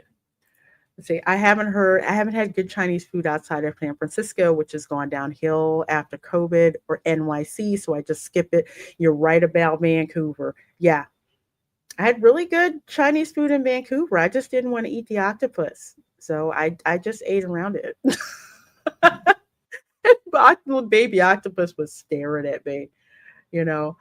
Avers Carmageddon says Cantonese American Chinese fusion is what we're used to from Hong Kong and other parts of China. Yes, that's something that I noticed when I ate Nine Dragons. I'm just like, why does none of this look familiar at all? Like it just didn't. And then I found out why.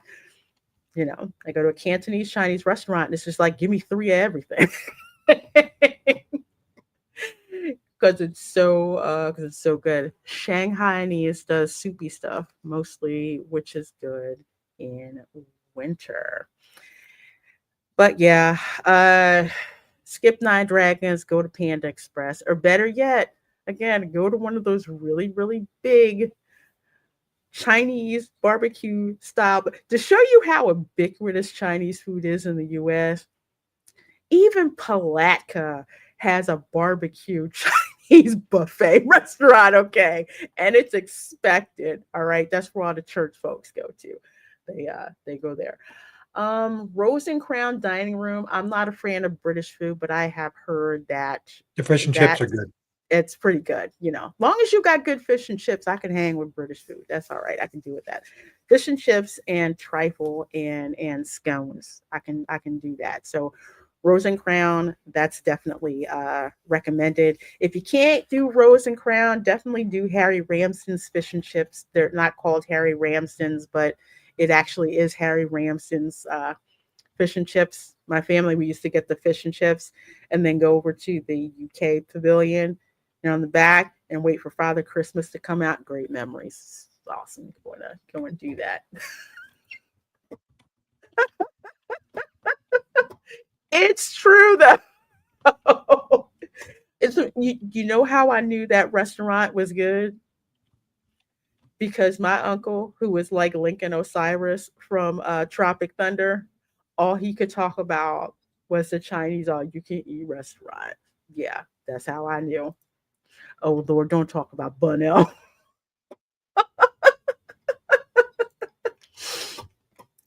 So let's see. Rosencount, Shiki Sai. That's the new Japanese restaurant, which is very overpriced. Um, I don't like sushi. I definitely don't like sushi enough to pay $100 for at all. Call me gauche, but Teppan Edo rocks. Okay, that's all I'm gonna say. I freaking love Teppan Edo. Yes, it's like Benihana. I don't freaking care. Teppan Edo is awesome. I like Teppan Edo a lot more than I do Shikisai. I guess if you are into sushi, Shikisai is where you want to go. But if you're like me and I like dinner and a show and the smoking onion volcano, yeah, go to Teppan Edo. I've always had a great time at Teppan Edo. And try the sake hito. It's a mojito made with sake. That's some good stuff. I'm just saying. Here's my sister. I'm sorry I missed your call. I'm trying to get Lorena to like sushi. I'm not eating it. I, I'm not. I bet I can get you to try a piece that you'd love. I'll take you up on that bet because I do not like sushi. I There's a don't. place close to me. I'll go get one roll, bring it to the house, and then I'll have you do a blind taste test, and you tell me if you like it or not.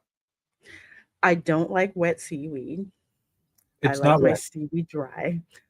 Um, okay. I will give it a try, but the most raw, anything close to raw fish that I'll eat is crab that's been tossed on the grill for like 10 seconds. That's as close as I would get. But my sister loves sushi, and actually Morimoto Asia, because I took her to Morimoto Asia. She liked the sushi at Morimoto Asia.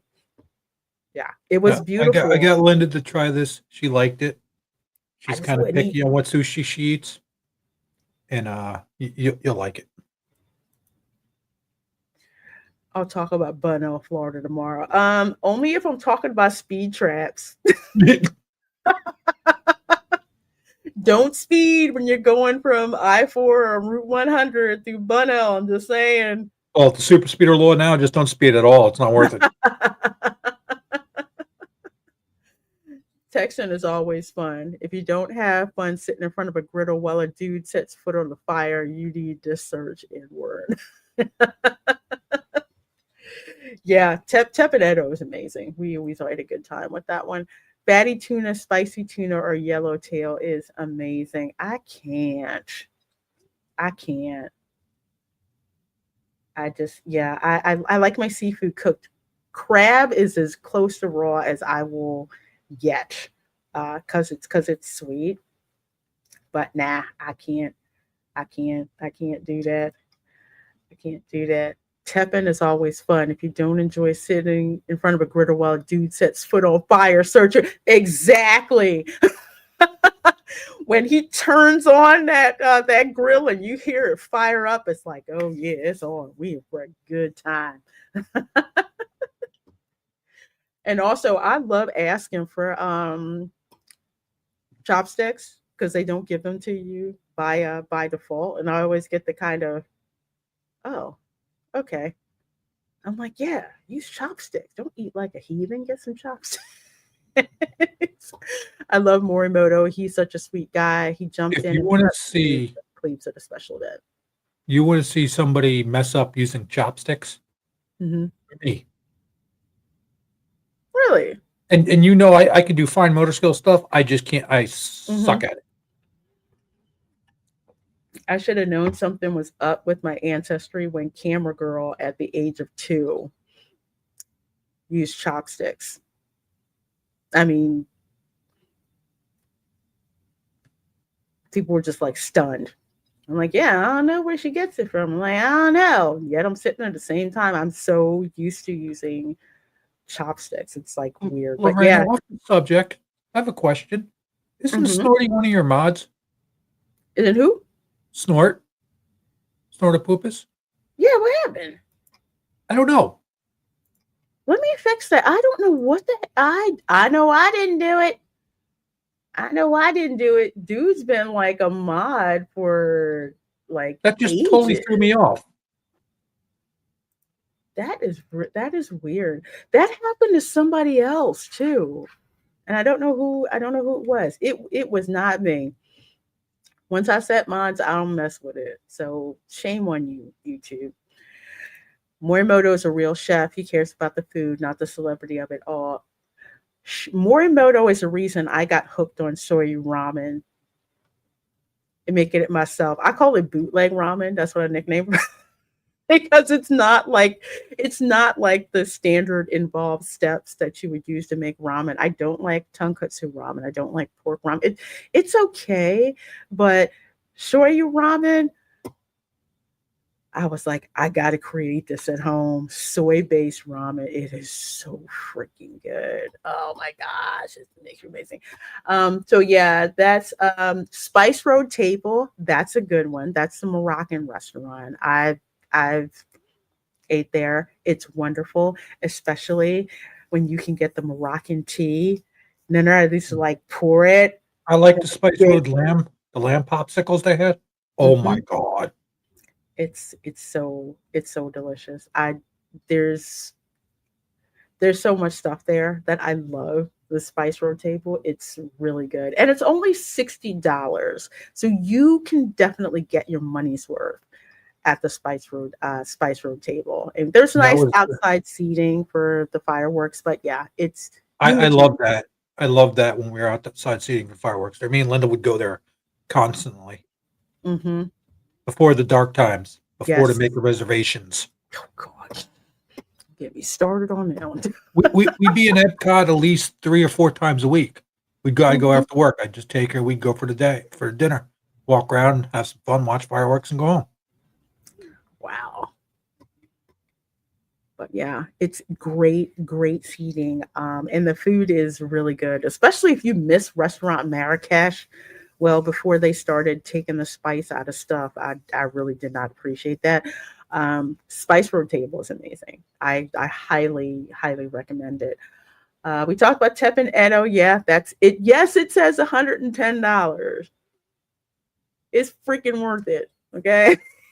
It's freaking worth it. Tutto Italia, that's an abomination. Do not go there. Um, I can't even, I never knew what really bad Italian food was outside of the Olive Garden until I went to Tutto Italia. Look, Romano's macaroni grill is better than Tutto Italian. Yes. I can't. Tutto Italia suffers from the same problem that Nine Dragons does, which is why most people when they go, they're just like, no, I get better. I get better Italian food at home. I'd rather be at Italian restaurant Magic Kingdom. What's that one where you go in and it's yeah, like a lady in Tony's a tramp? Town Square restaurant. Yes. Yeah, I'd rather eat there. There's just no flavor. Um, Anytime I've walked by, last time I ate there, I'm pretty sure all my Italian ancestors were cussing this place out because it was horrible. I'm not going to talk about mine because It was horrible. I mean, just no. Again, and even if they say it's it's for Italian, not American taste. I'm sorry, Southern. I think that's also the problem. They don't do Southern Italian. And I think that's it because I can't eat Northern Italian. I'm just no. I'm sorry. It's a waste of my time. I don't like it. I could do both because that's how my ancestry is. Northern Italian, I can't. Northern and Southern. I don't. It's like I don't like it. But Southern Italian And then all German. day I'm not. long. All day long. I will use Southern Italian too. But then again, Southern Italian is more popular in the US. It's like hardly any. There's some regional differences, but for the most part, it looks familiar. But Tutto Italia, skip that. I will say Via Napoli is worth it.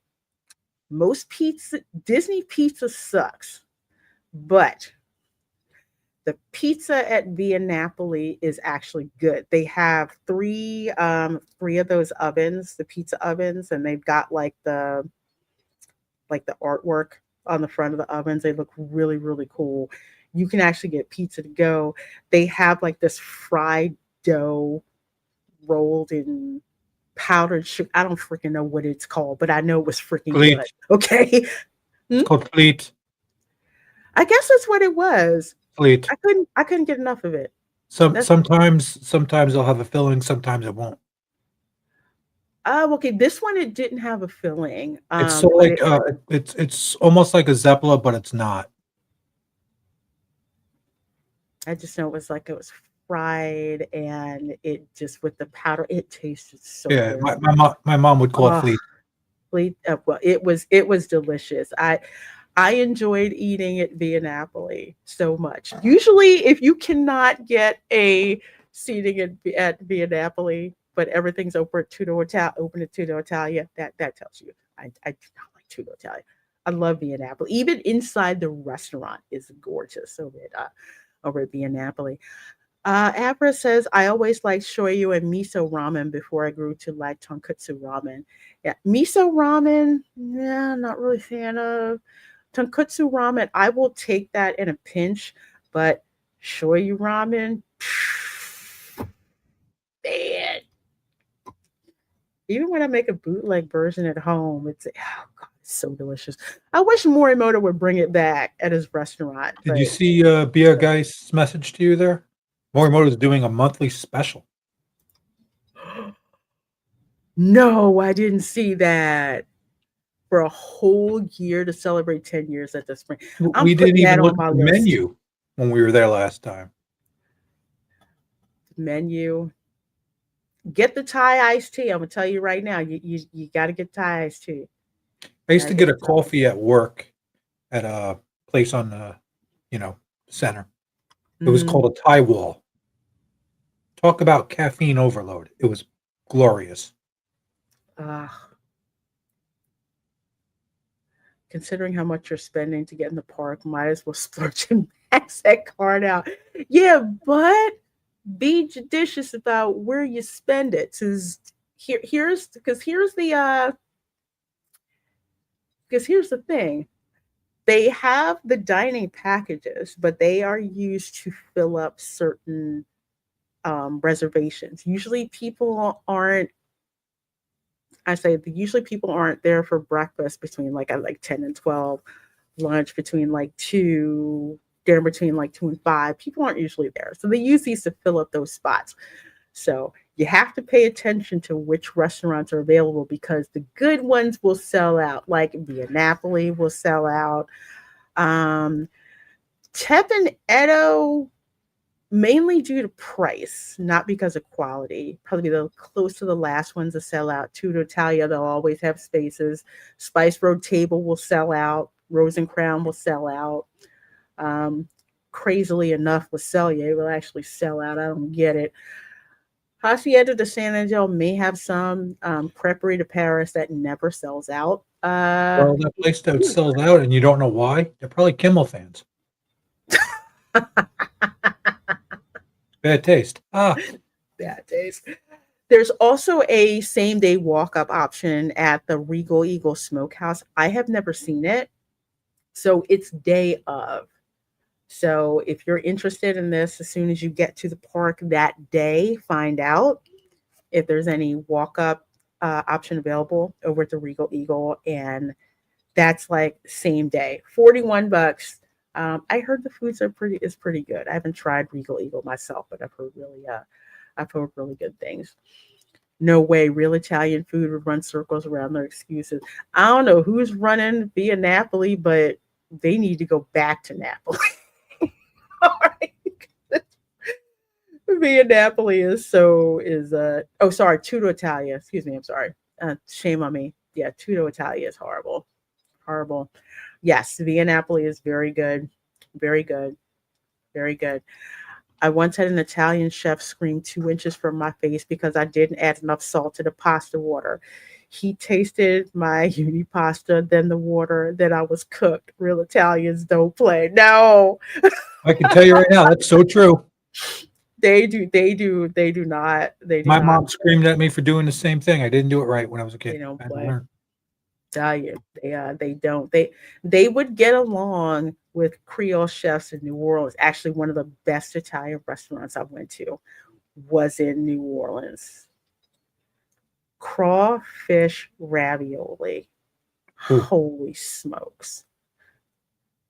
I mean, I tell this story. I have to because I was in England and I went to an Italian restaurant. And I'm like, shrimp scampi. Okay, this is going to be great. I'm going to get some nice big prawns in there with the angel hair pasta. And they bring it to me, and it was like baked shrimp. They were like this tiny.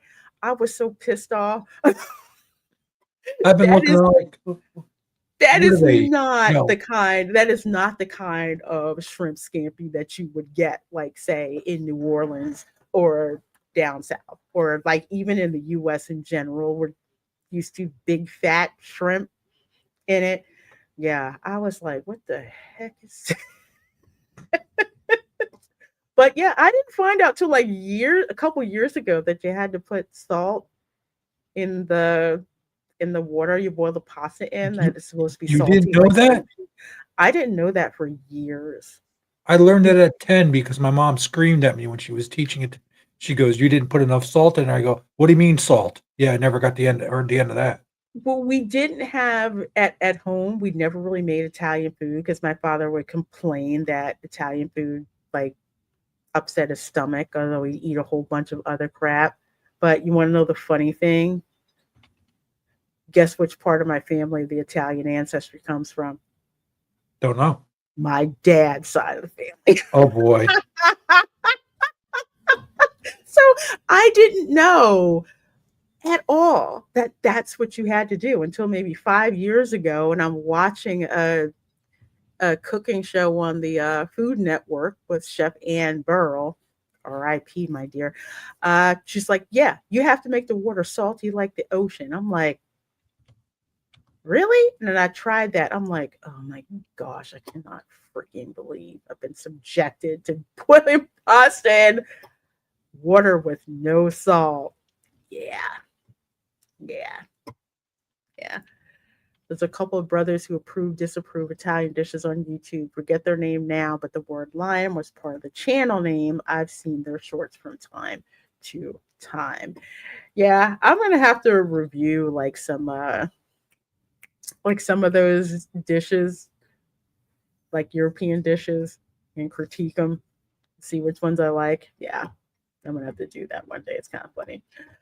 But yeah, that's the candlelight processional packages. So they go on sale, what do we say, October 14th.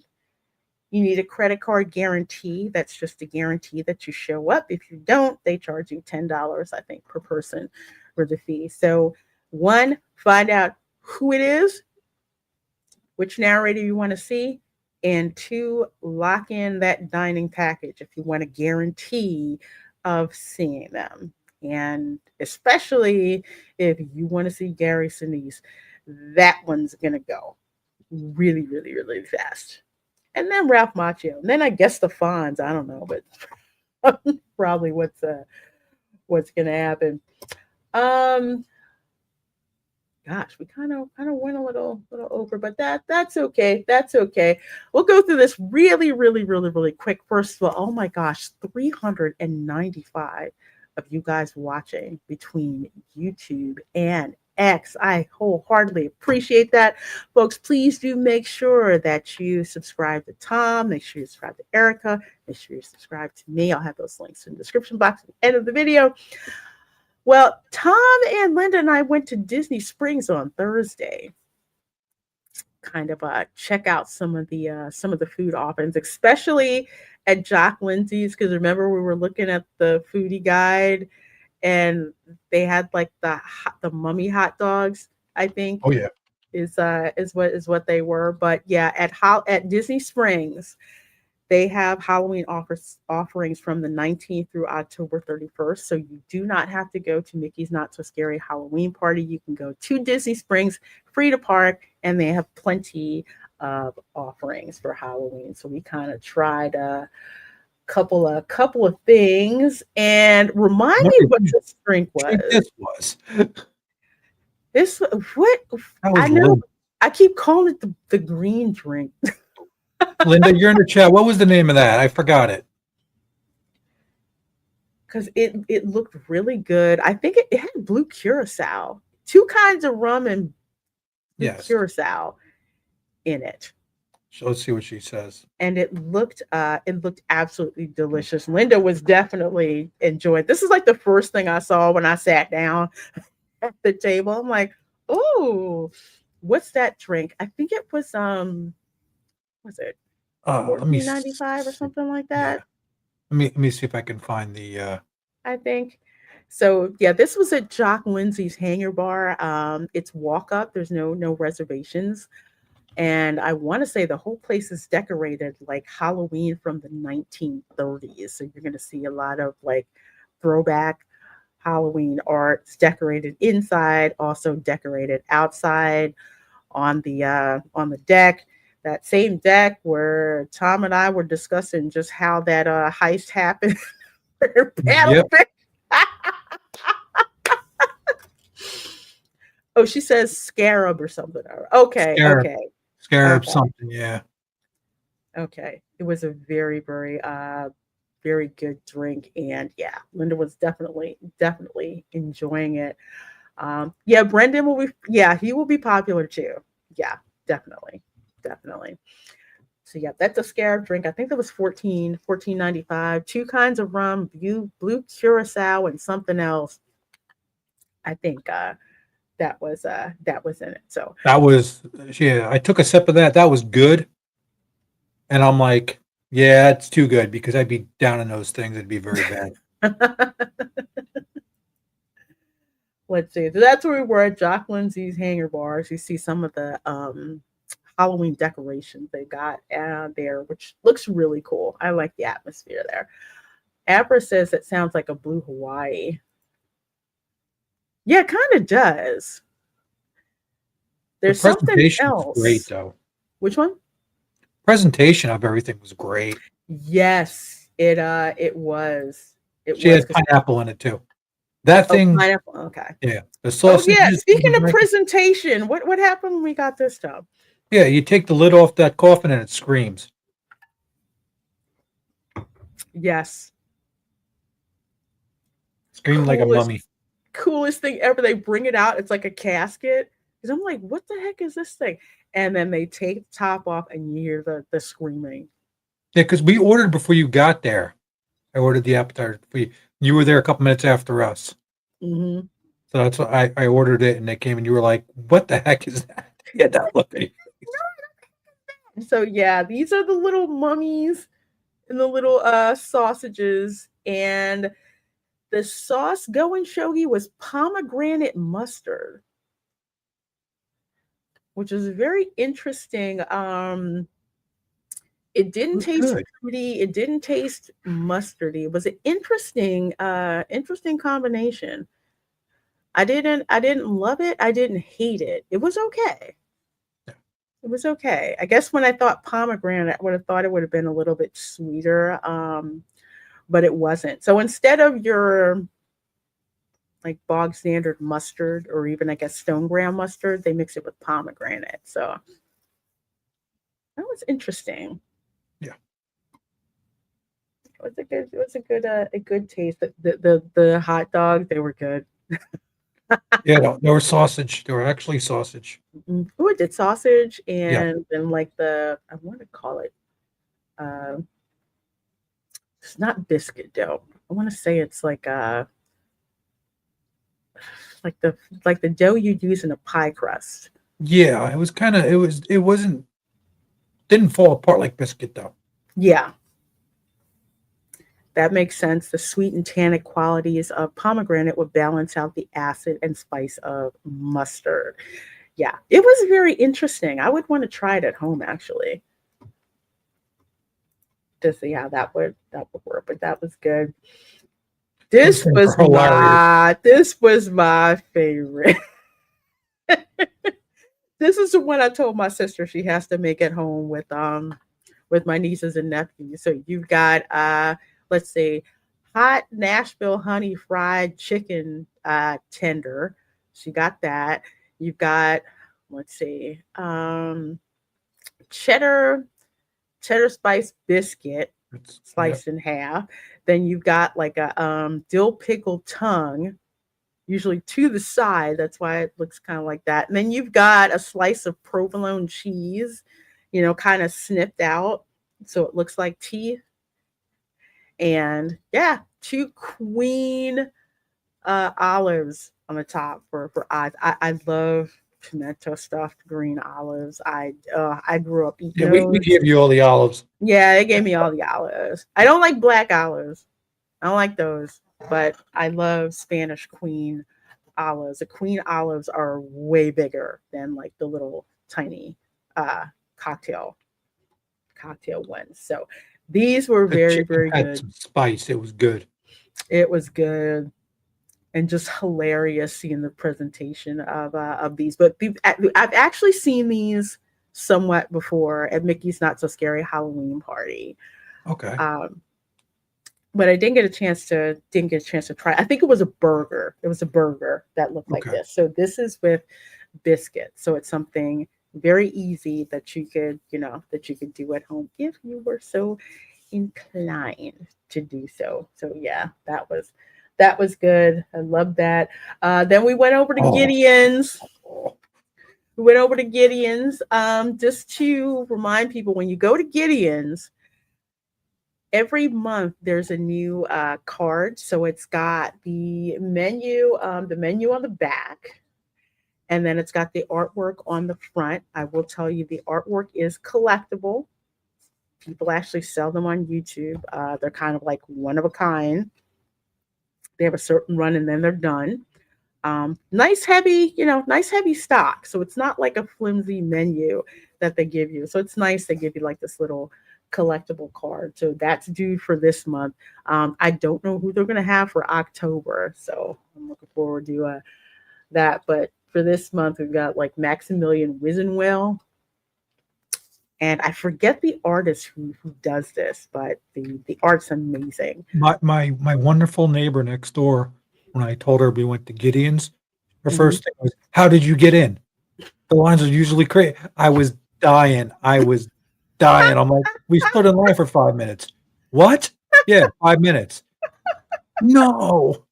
They Yeah, didn't take us long, but but we went on a Thursday. So here's my rule of thumb. If the line for Gideon's is wrapped way behind Morimoto Asia, you want to get a virtual queue reservation because because inside it's not a whole lot of space inside. So that's kind of like why they have to control it. But trust me, when you walk inside, it is, well, first of all, you probably want to have an insulin shot as soon as they open the door because you can smell all of the cake I and have a funny story about the cookies on that after we devoured those cookies when we got home.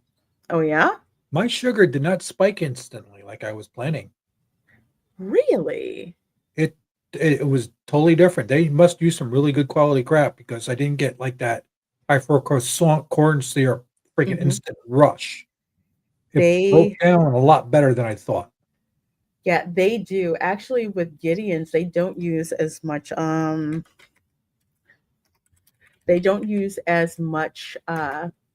sugar in their buttercream, which is, they said that's why you try to put it in the refrigerator as soon as you get home because it breaks down faster. So I had the pumpkin bread with chocolate. How's good. But I had that coffee one, the coffee cake cookie. the coffee cake one.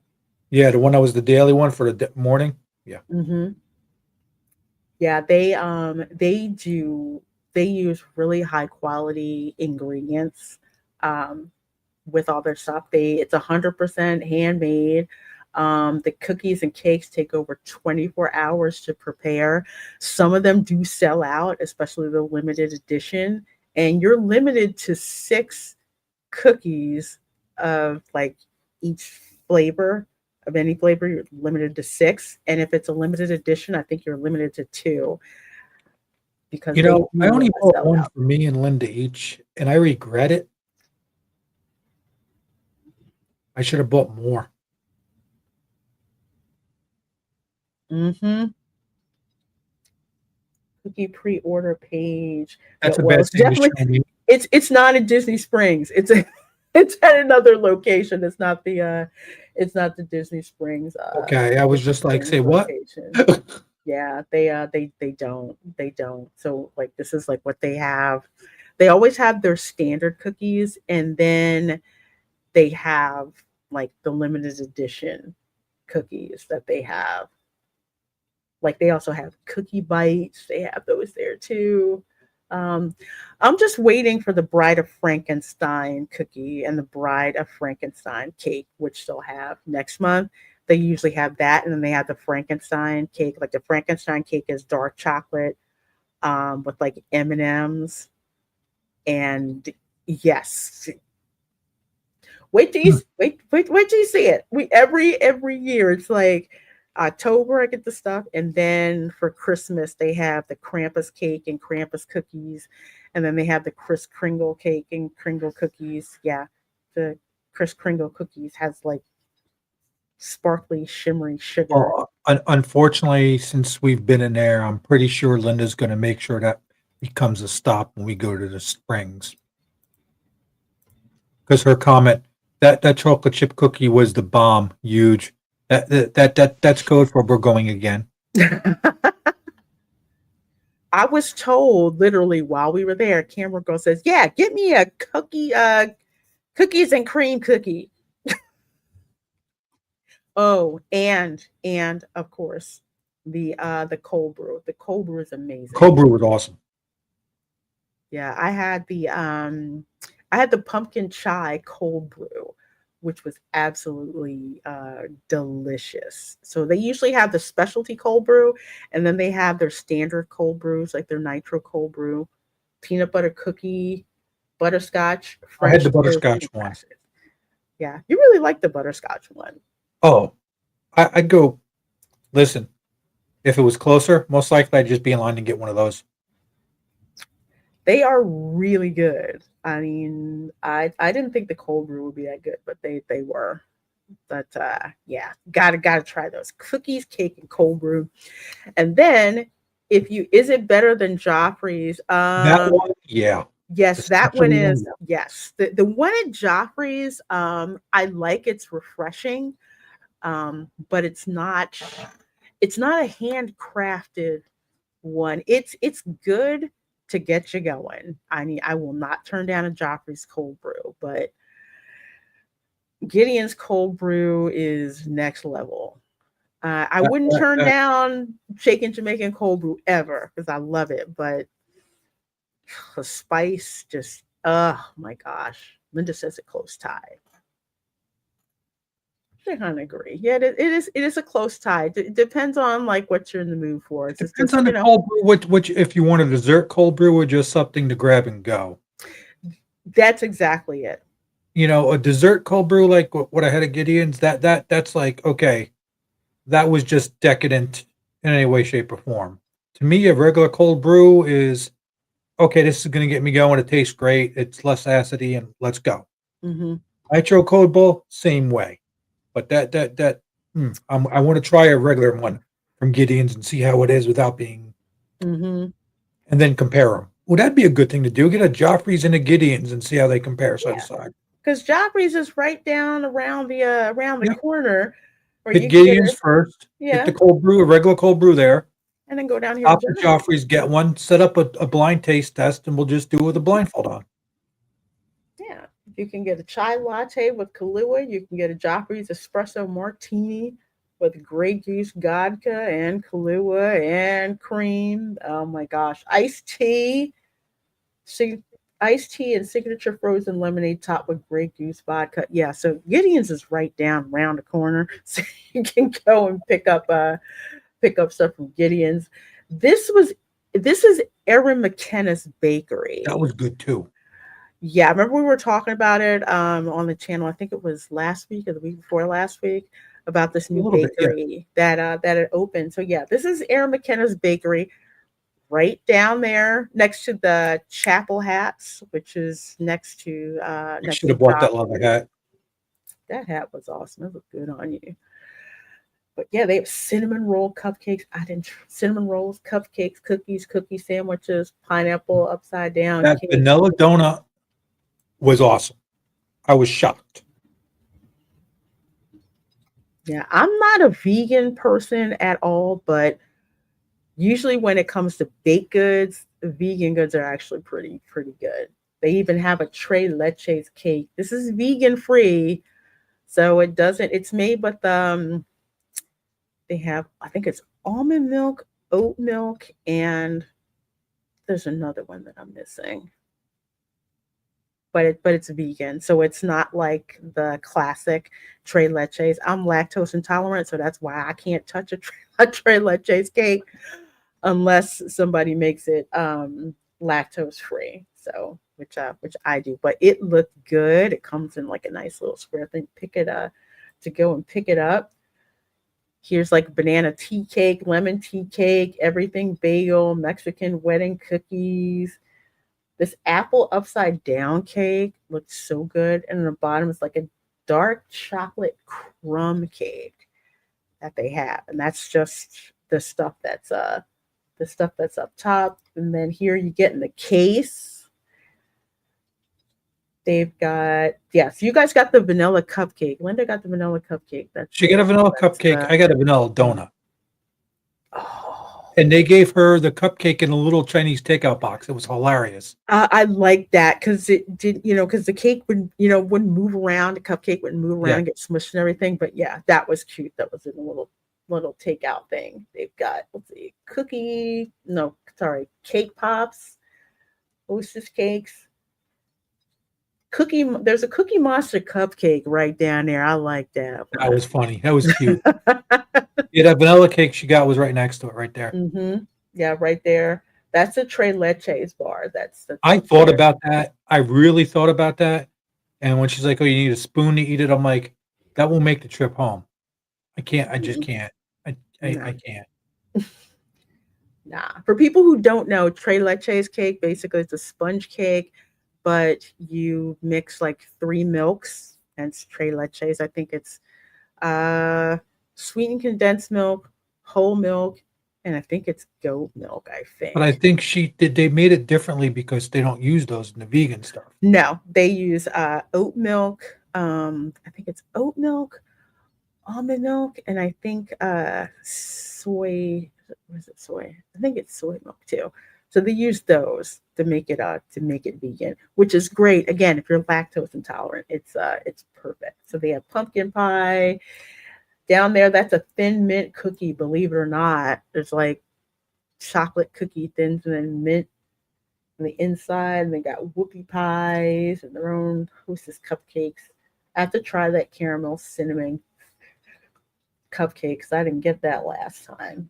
That looks so darn good. Yeah, I had to get another picture of this one. That's cookie She milk. said Oh, rice milk. rice milk. Thank you. Thank you. I knew it was something. It was a different vegan milk. Somebody says oat milk, oat milk, almond milk, and rice milk. Presentation is everything. Having empty space means you don't care enough to refill. I didn't take that from that place. Hmm. I didn't take that from that place there. Some of them sell out like sprinkles. Yeah. They sell out. Then again, I've never really seen anything empty. Really, well, no, sorry, the cake case. I've seen that go empty. Usually by the end of the night, where it's like if you're lucky, we might get it. Oh yeah, and we had to take a picture of paddlefish. Okay, Yep. this is where the James Bondish esque heist happened. We're going to talk about that on Sunday's show because That was hilarious. Oh God. it's so funny. We're walking around looking like, how did they get up out of the water? What side?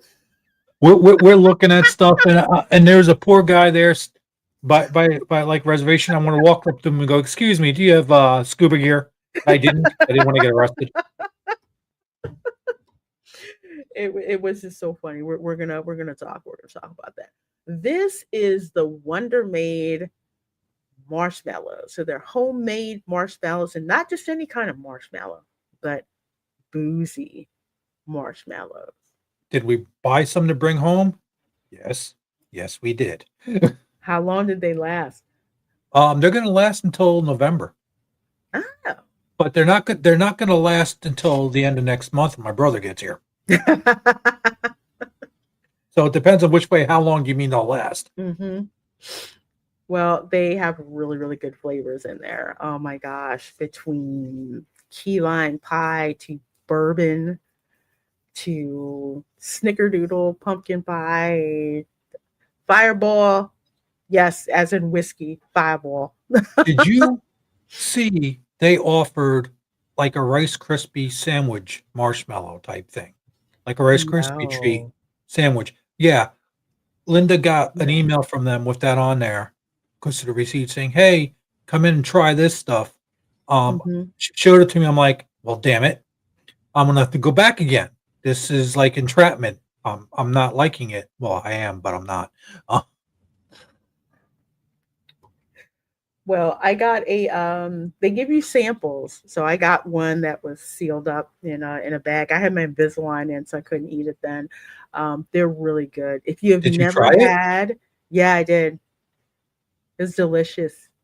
It's kind of like I didn't have homemade marshmallows until I got them from the Easter hut over at the Grand Floridian that they would have for Easter, and they had this box of homemade marshmallows. They were so freaking good. So yeah, these are handmade too. So little kiosk. Past when you're headed towards Raglan Road, actually. Yeah. Down towards that way. Really, really good stuff. It's definitely different if you want to get something that's off the beaten path for like desserts at a party or, and people over. It's something that's different, which is cool. Mm-hmm.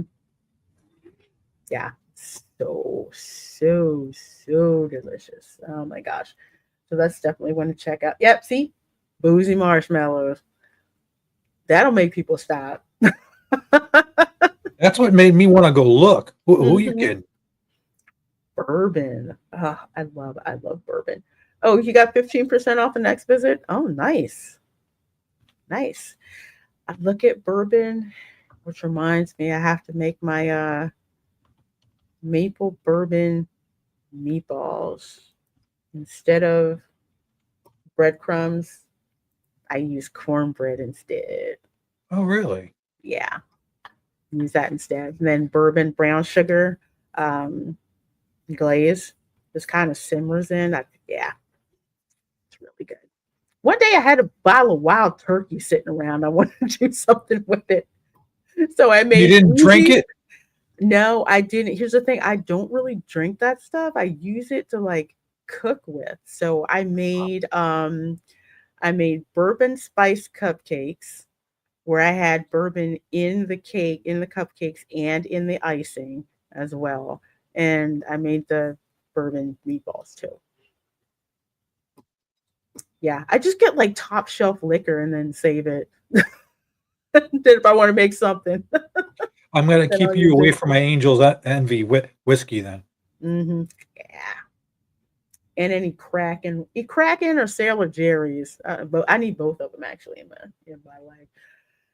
But this is over by the Lego store, so we had to go by the Lego store. That was really cool. And then we had the light up pumpkin. This will set you back. I think what was it, $80?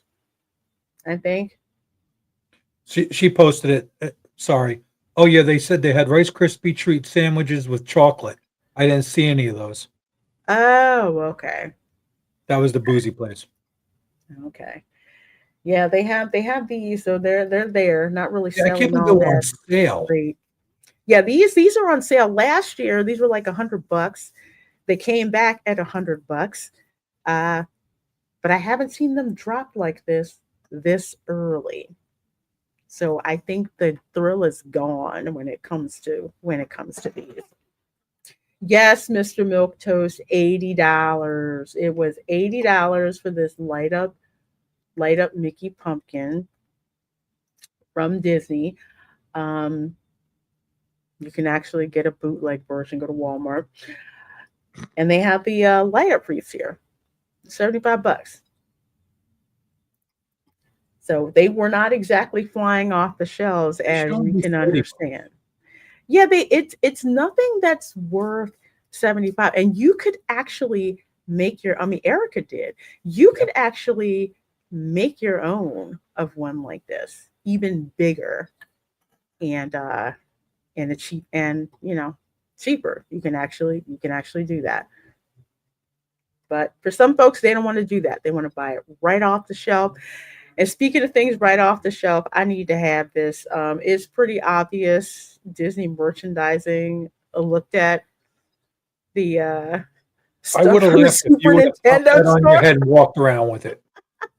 I want this. I do, because it's Orange Bird, so I have to have that. So yeah, they have the Orange Bird and they've got Hey the chicken.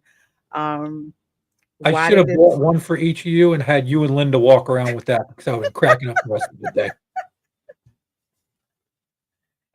I definitely walk around with I think Linda would have beat me with it, but that's a different story. With it, which reminds me, I got to put batteries in the Hey plush that I have. You like squeeze its hand and it screams just like in the Moana cartoon. It's freaking hilarious. I love it. It's such an obnoxious toy. That was cool. Yeah, this one is I think was it 70? I think it was $70, but you know, $70. lights up. You can't really get this anywhere else. So Haunted Mansion merchandise sells. It does not really sit around at all. So folks are starting early to pick this stuff up. So they have that with all the hitchhiking ghosts in the Dune buggy. They have the Ghost Host Lounge Fly. It is $90. I love the design, but I would not pay $90 for it. It's really small. Did you get a picture of the bigger one? I didn't. I've shown it on the live stream before. The Loungefly backpack that says "Welcome, Foolish Mortals," That was and actually a nice it's size. textured. Yeah, that one is actually worth the money. I think it's like $90. It's got a lot of space in it. I definitely prefer that one. They have that one. They also have one with like the Mickey treats on it. They have a couple of versions of that one. It's like a square backpack. Although I kind of want the Loungefly tote bag, but I have to get that from Box Lunch instead. I got one for my sister. Hers has the Disney villains on it. So it's like a tote bag, but it's got straps on it so you can use it as a backpack too. So it's lots of room and like about $90. So when you see the Loungeflies at the parks, they're mostly just for show. Price to value, I wouldn't pay for it. They used to be cheaper than this. So I mean, it's a cool design. I like it, but then again, it's a Disney park, so they've decreased the size of the bag and increased the price over the years. If you look at the Disney parks Loungeflies from like maybe 3-4 years ago, definitely more space. And of course, they have the new ears. These are kind of cool. I would actually get these. Those were nice. Yeah, these are kind of cool. I like the idea. There's a little bat that's there. So they have those. They have the Haunted Mansion Crocs. Ugly. I think Erica has these. Ugly. I think she got the Crocs. Yeah, I think she got the Crocs. So yeah, they have the Crocs there. They even got Mickey Pumpkin Crocs too. I think those are the ones she said she got. I remember she said. Oh, the something. Mickey Crocs instead of the Yes. the Mickey Pumpkin ones. Okay, you know what? I think you're right. Yeah, so you get that. Of course, they have the Halloween merch. That's that's out there. Even though the merch is at the parks, remember, you can get Disney Halloween merch from Target. You can get it from Walmart. And you can also get it from Lowe's. And I will warn you, Lowe's. And you can get it from a printer too. From where? A 3D printer. 3D printer. Yeah, you can get it that way too. Yeah. So this is mostly for people who want to grab stuff from the parks. It's Halloween related, but value per dollar. Just be careful. A lot of that stuff is you can get at other places, but some things people wanna get. Oh, although I will say the fall jersey that they have, that was nice. It's really cool. It's got the Mickey pumpkin on the front, and on the back it has 71 for 1971. So that was pretty cool. You have to hunt and peck, to find out something that you can't get from anywhere else when you're there. Some people just have the budget to buy what they want. Oh, Summer House. So we went by the Summer House too. And yeah, I went to their coffee bar. So yeah, crispy chocolate chip. I'd never seen a cookie like this ever. It's called Summer House Cookie Bar. The cookie bar at Summer House, and it's addictive. Yeah. Oh, this is nuts. It was. Rice I had a Krispies. brown sugar. Was it brown sugar Rice Krispie treat? I forgot. Brown butter. Brown Ooh, butter Rice Krispie treat. that's right, you did. Brown. Yeah, I was like, what the heck is that? And you're like, you got to see this. So you have got to see this. And I'm like, wow. And it was absolutely delicious. Oh, Absolutely delicious. Looks so good. They had lemon ones. They had apple oatmeal ones. Of course, so you see the Rice Krispie treats up there on the back. okay. When you look, the one I got is the one to the right. This one. Like it's Don't right in the wait. center. Go over to Okay. the left. Yeah, Oh, it's I'm weird. It's using weird. cursor. Yeah. But They look so good. It smells so good in there. All these cookies and FYI, you can get ice water from there. It's really nice. They put in a cup with a lid on it, so you can get ice. You can get and it's ice not a water. paper straw. Yeah, I love that. Good paper And straws. by the way, they also have cold brew there. That's not bad. Hmm. And they have nitro cold brew also. Spirit of Halloween has dynamite merch this year. I still have to go there. Haven't gone there yet.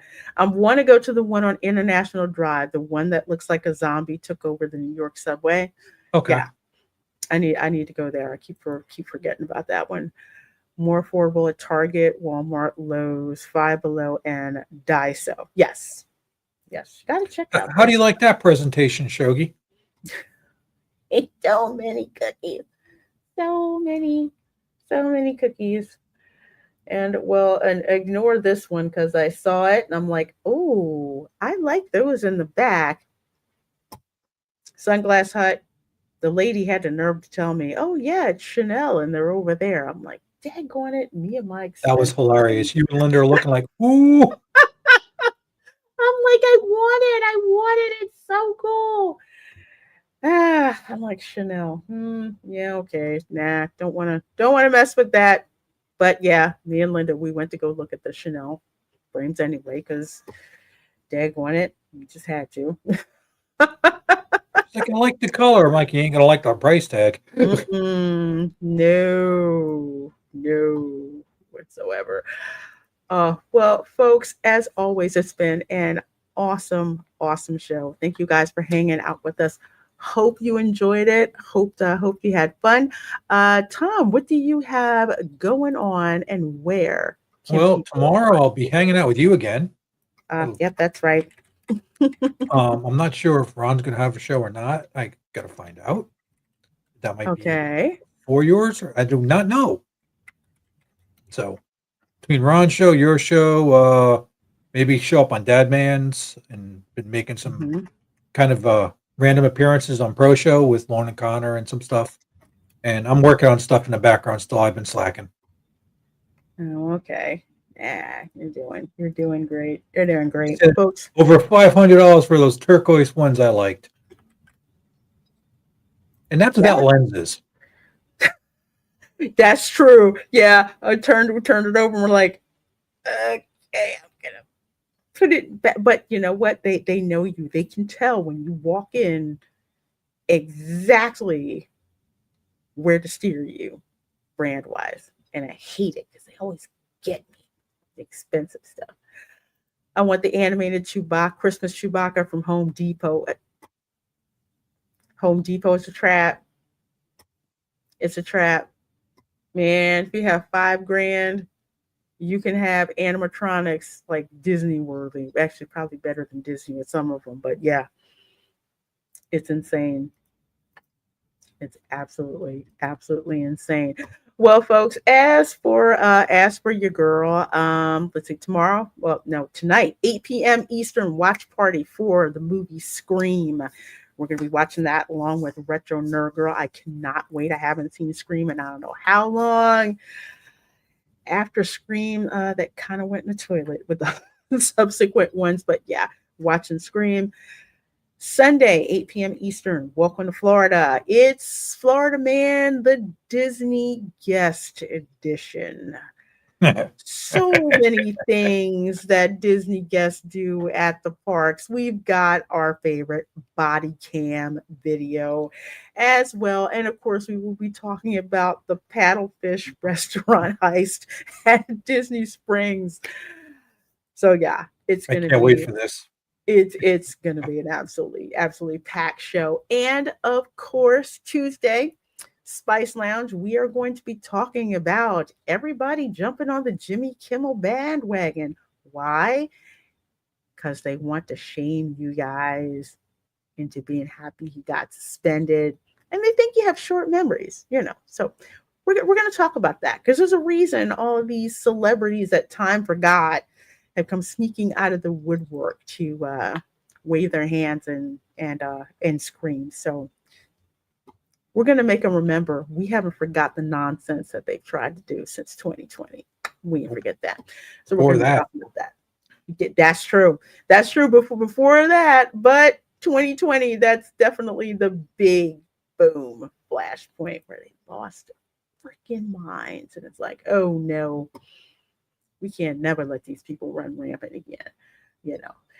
So yes, please do hit that like button. I appreciate it. Appreciate it. Thank you so much. So much. You're welcome. Shame it doesn't work when we don't care about them. No, our give a damn is several quarts low. Try non-existent. Non-existent, but we're going to talk about that on Tuesday. So you guys are absolutely amazing. Thank you so much for being here. I should have the link for Kevin Zavala's family's GoFundMe for to help out with the family's funeral expenses. And usually it isn't just the funeral, there's usually other things as well. So I'll put that link in the description box of the video, and I will also retweet it out on X as well. And you know, if you can't donate, please do raise awareness about the GoFundMe.